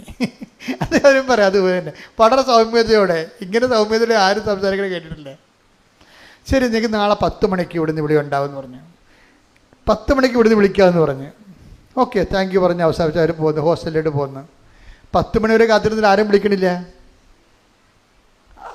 അപ്പോഴേ ഇവർ തിരിച്ചങ്ങോട്ട് വിളിച്ചിട്ട് ഇന്നലെ രാത്രി ഞാൻ 10 മണിക്ക് വിളിച്ചായിരുന്നു, അപ്പോൾ നിങ്ങൾ പറഞ്ഞു ഞങ്ങൾ വീടിൻ്റെ ഒരു ആവശ്യമാണ്, 10 മണിക്ക് വിളിക്കാൻ പറഞ്ഞു, ഇപ്പോൾ മണി 11 നിങ്ങളാരും എന്നെ വിളിച്ചില്ല. അപ്പോൾ അവർ പറയണേ ഞങ്ങളുടെ ഓഫീസിൽ ലേഡി സ്റ്റാഫ് ഇല്ലെന്ന്. അതാണ് മനസ്സിലായില്ല ആളാരാണെന്ന്? മനസ്സിലായില്ലേ? രമ്യ പറയും അതാ മാതാവാണ് എടുത്തതെന്ന്. അതെന്ന് വെച്ച് കഴിഞ്ഞാൽ നമ്മൾ വിളിക്കുമ്പോൾ നമ്മളെ വിളിക്കുമ്പോൾ ലൈറ്റേക്കാൻ്റെ പേരക്വസ്റ്റ് ഇട്ടിരിക്കണതാണ്. നമ്മളെ ലൈറ്റേക്കാൻ്റെ പേരക്വസ്റ്റ് ഈ ഇംഗ്ലണ്ടിലെ ഞായറാഴ്ച രാത്രി ആ ഓഫീസിൽ സെർവൻ്റ് ഇല്ല. ആ ഓഫീസ് തന്നെ പറയുകയാണ് ഇവിടെ സെർവൻ്റ് ഇല്ല, ഞങ്ങൾക്ക് അത് തന്നെയല്ല ഞങ്ങളുടെ സ്റ്റാഫിൽ ലേഡീസ് സ്റ്റാഫില്ല, ലേഡീസ് ആരും ഇല്ല. അപ്പം അതുകൊണ്ട് തന്നെ ഒക്കെ മനസ്സിലായി അമ്മയാണ് ഈ ഉടമ്പടി ഇത് എടുത്തിരിക്കണമെന്ന്. അമ്മ ഇങ്ങനെ കുറേ കാര്യങ്ങൾ ചെയ്യും. ഞാൻ എപ്പോഴും ഇവിടെ നിൽക്കുകയെ ആൾക്കാരെ കണ്ടുകൊണ്ട് നിൽക്കുമ്പോഴൊക്കെ ഈ ആൾക്കാരുടെ സാക്ഷ്യം പറയുമ്പോൾ മുഴുവനും പ്രസൻസിൻ്റെ സാക്ഷിയാണ് വരണത്. പ്രസൻസ് ഭയങ്കരമാണ്. സ്വപ്നങ്ങൾ, ദർശനങ്ങൾ, മാതാവ് നേരിട്ട് ചെന്ന് നടത്തിയ കാര്യങ്ങൾ എല്ലാം ബൈ പേഴ്സൺ ഇൻവോൾവ് ആണ് എല്ലാത്തിലും. അത് നമ്മൾ ഒരു പ്രാർത്ഥനാരൂപത്തിലും കാണാത്ത ഒരു പ്രതിഭാസമാണ്. എല്ലാ വിഷയത്തിലും അമ്മ ബൈ പേഴ്സൺ. നിങ്ങൾ വൃത്തിയും മെനയുള്ളവരാണ്, സത്യസന്ധമായിട്ടാണ് ഉടമ്പടി ജീവിക്കണമെന്നുണ്ടെങ്കിൽ അമ്മ പ്രസൻസായിട്ട് കൂടെ ഉണ്ടാവും. അത് ഏത് ഗോകർണത്താണെന്ന് പറഞ്ഞാലും അമേരിക്കയിലാണെന്ന് പറഞ്ഞാലും അമ്മ ഉണ്ടാവൂടാ. എന്നിട്ട് അത് നമുക്ക് വേണ്ടി ചെയ്ത് മാറ്റണ കാണാൻ നല്ല രസമാണ്. അപ്പോൾ തന്നെ ഇത് കഴിഞ്ഞപ്പോൾ ഇവരോട് സംസാരിച്ചു കഴിഞ്ഞപ്പോൾ അപ്പോൾ അവർ പറഞ്ഞു ഓക്കെ നിങ്ങളുടെ പേര് രജിസ്റ്റർ ചെയ്യാമെന്ന് പറഞ്ഞു. ഇവർ പേര് രജിസ്റ്റർ ചെയ്തിട്ട് പറഞ്ഞു ഓക്കെ നിങ്ങളുടെ വ്യൂ അതായത് അവിടെ ഒരു വീട് വേണമെന്നുണ്ടെങ്കിൽ ആ വീടിൻ്റെ ഏജൻസിനെ നമ്മൾ ആ ഓഫീസിലേക്ക് അറിയിക്കണ കഴിയുമ്പോൾ അവർ നമ്മുടെ വ്യൂ നമ്പർ തരും. എന്ന് വെച്ചാൽ 46-ാം നമ്പരാണ് നിങ്ങളുടെതെന്ന് പറയും. 46-ാം നമ്പരാണ് നിങ്ങളുടേതെന്ന് വെച്ച് കഴിഞ്ഞാൽ ഈ നിങ്ങൾ പറയുന്ന വീട്, നിങ്ങൾക്ക് ഇഷ്ടപ്പെട്ട വീട് വാങ്ങിക്കാൻ വേണ്ടി 46 പേര് ക്യൂവിലുണ്ട്. 46 പേര് ക്യൂവിലുണ്ട്. അവർ വന്ന് 45 പേരും വന്ന് കണ്ടിട്ട് അവർക്ക് ഇഷ്ടപ്പെട്ടില്ലെങ്കിൽ ലാൻഡ് ലോഡിന് ഈ വീടിൻ്റെ ഉടമസ്ഥനും കൂടി ഇഷ്ടപ്പെടണം. നിങ്ങൾക്ക് വീട് ഇഷ്ടപ്പെട്ടാൽ മാത്രം പോരാ, ഉടമസ്ഥന് കൂടി ഇഷ്ടപ്പെടണം നിങ്ങൾ. അങ്ങനെ ഇട്ടാൽ ആ നമ്പർ 46-ആണ്. അപ്പം കിട്ടാൻ സാധ്യതയില്ല. പിന്നെ അതൊരു ലീഗൽ പ്രൊസീജിയറാണെന്ന് അവർ പറയും. Legal procedure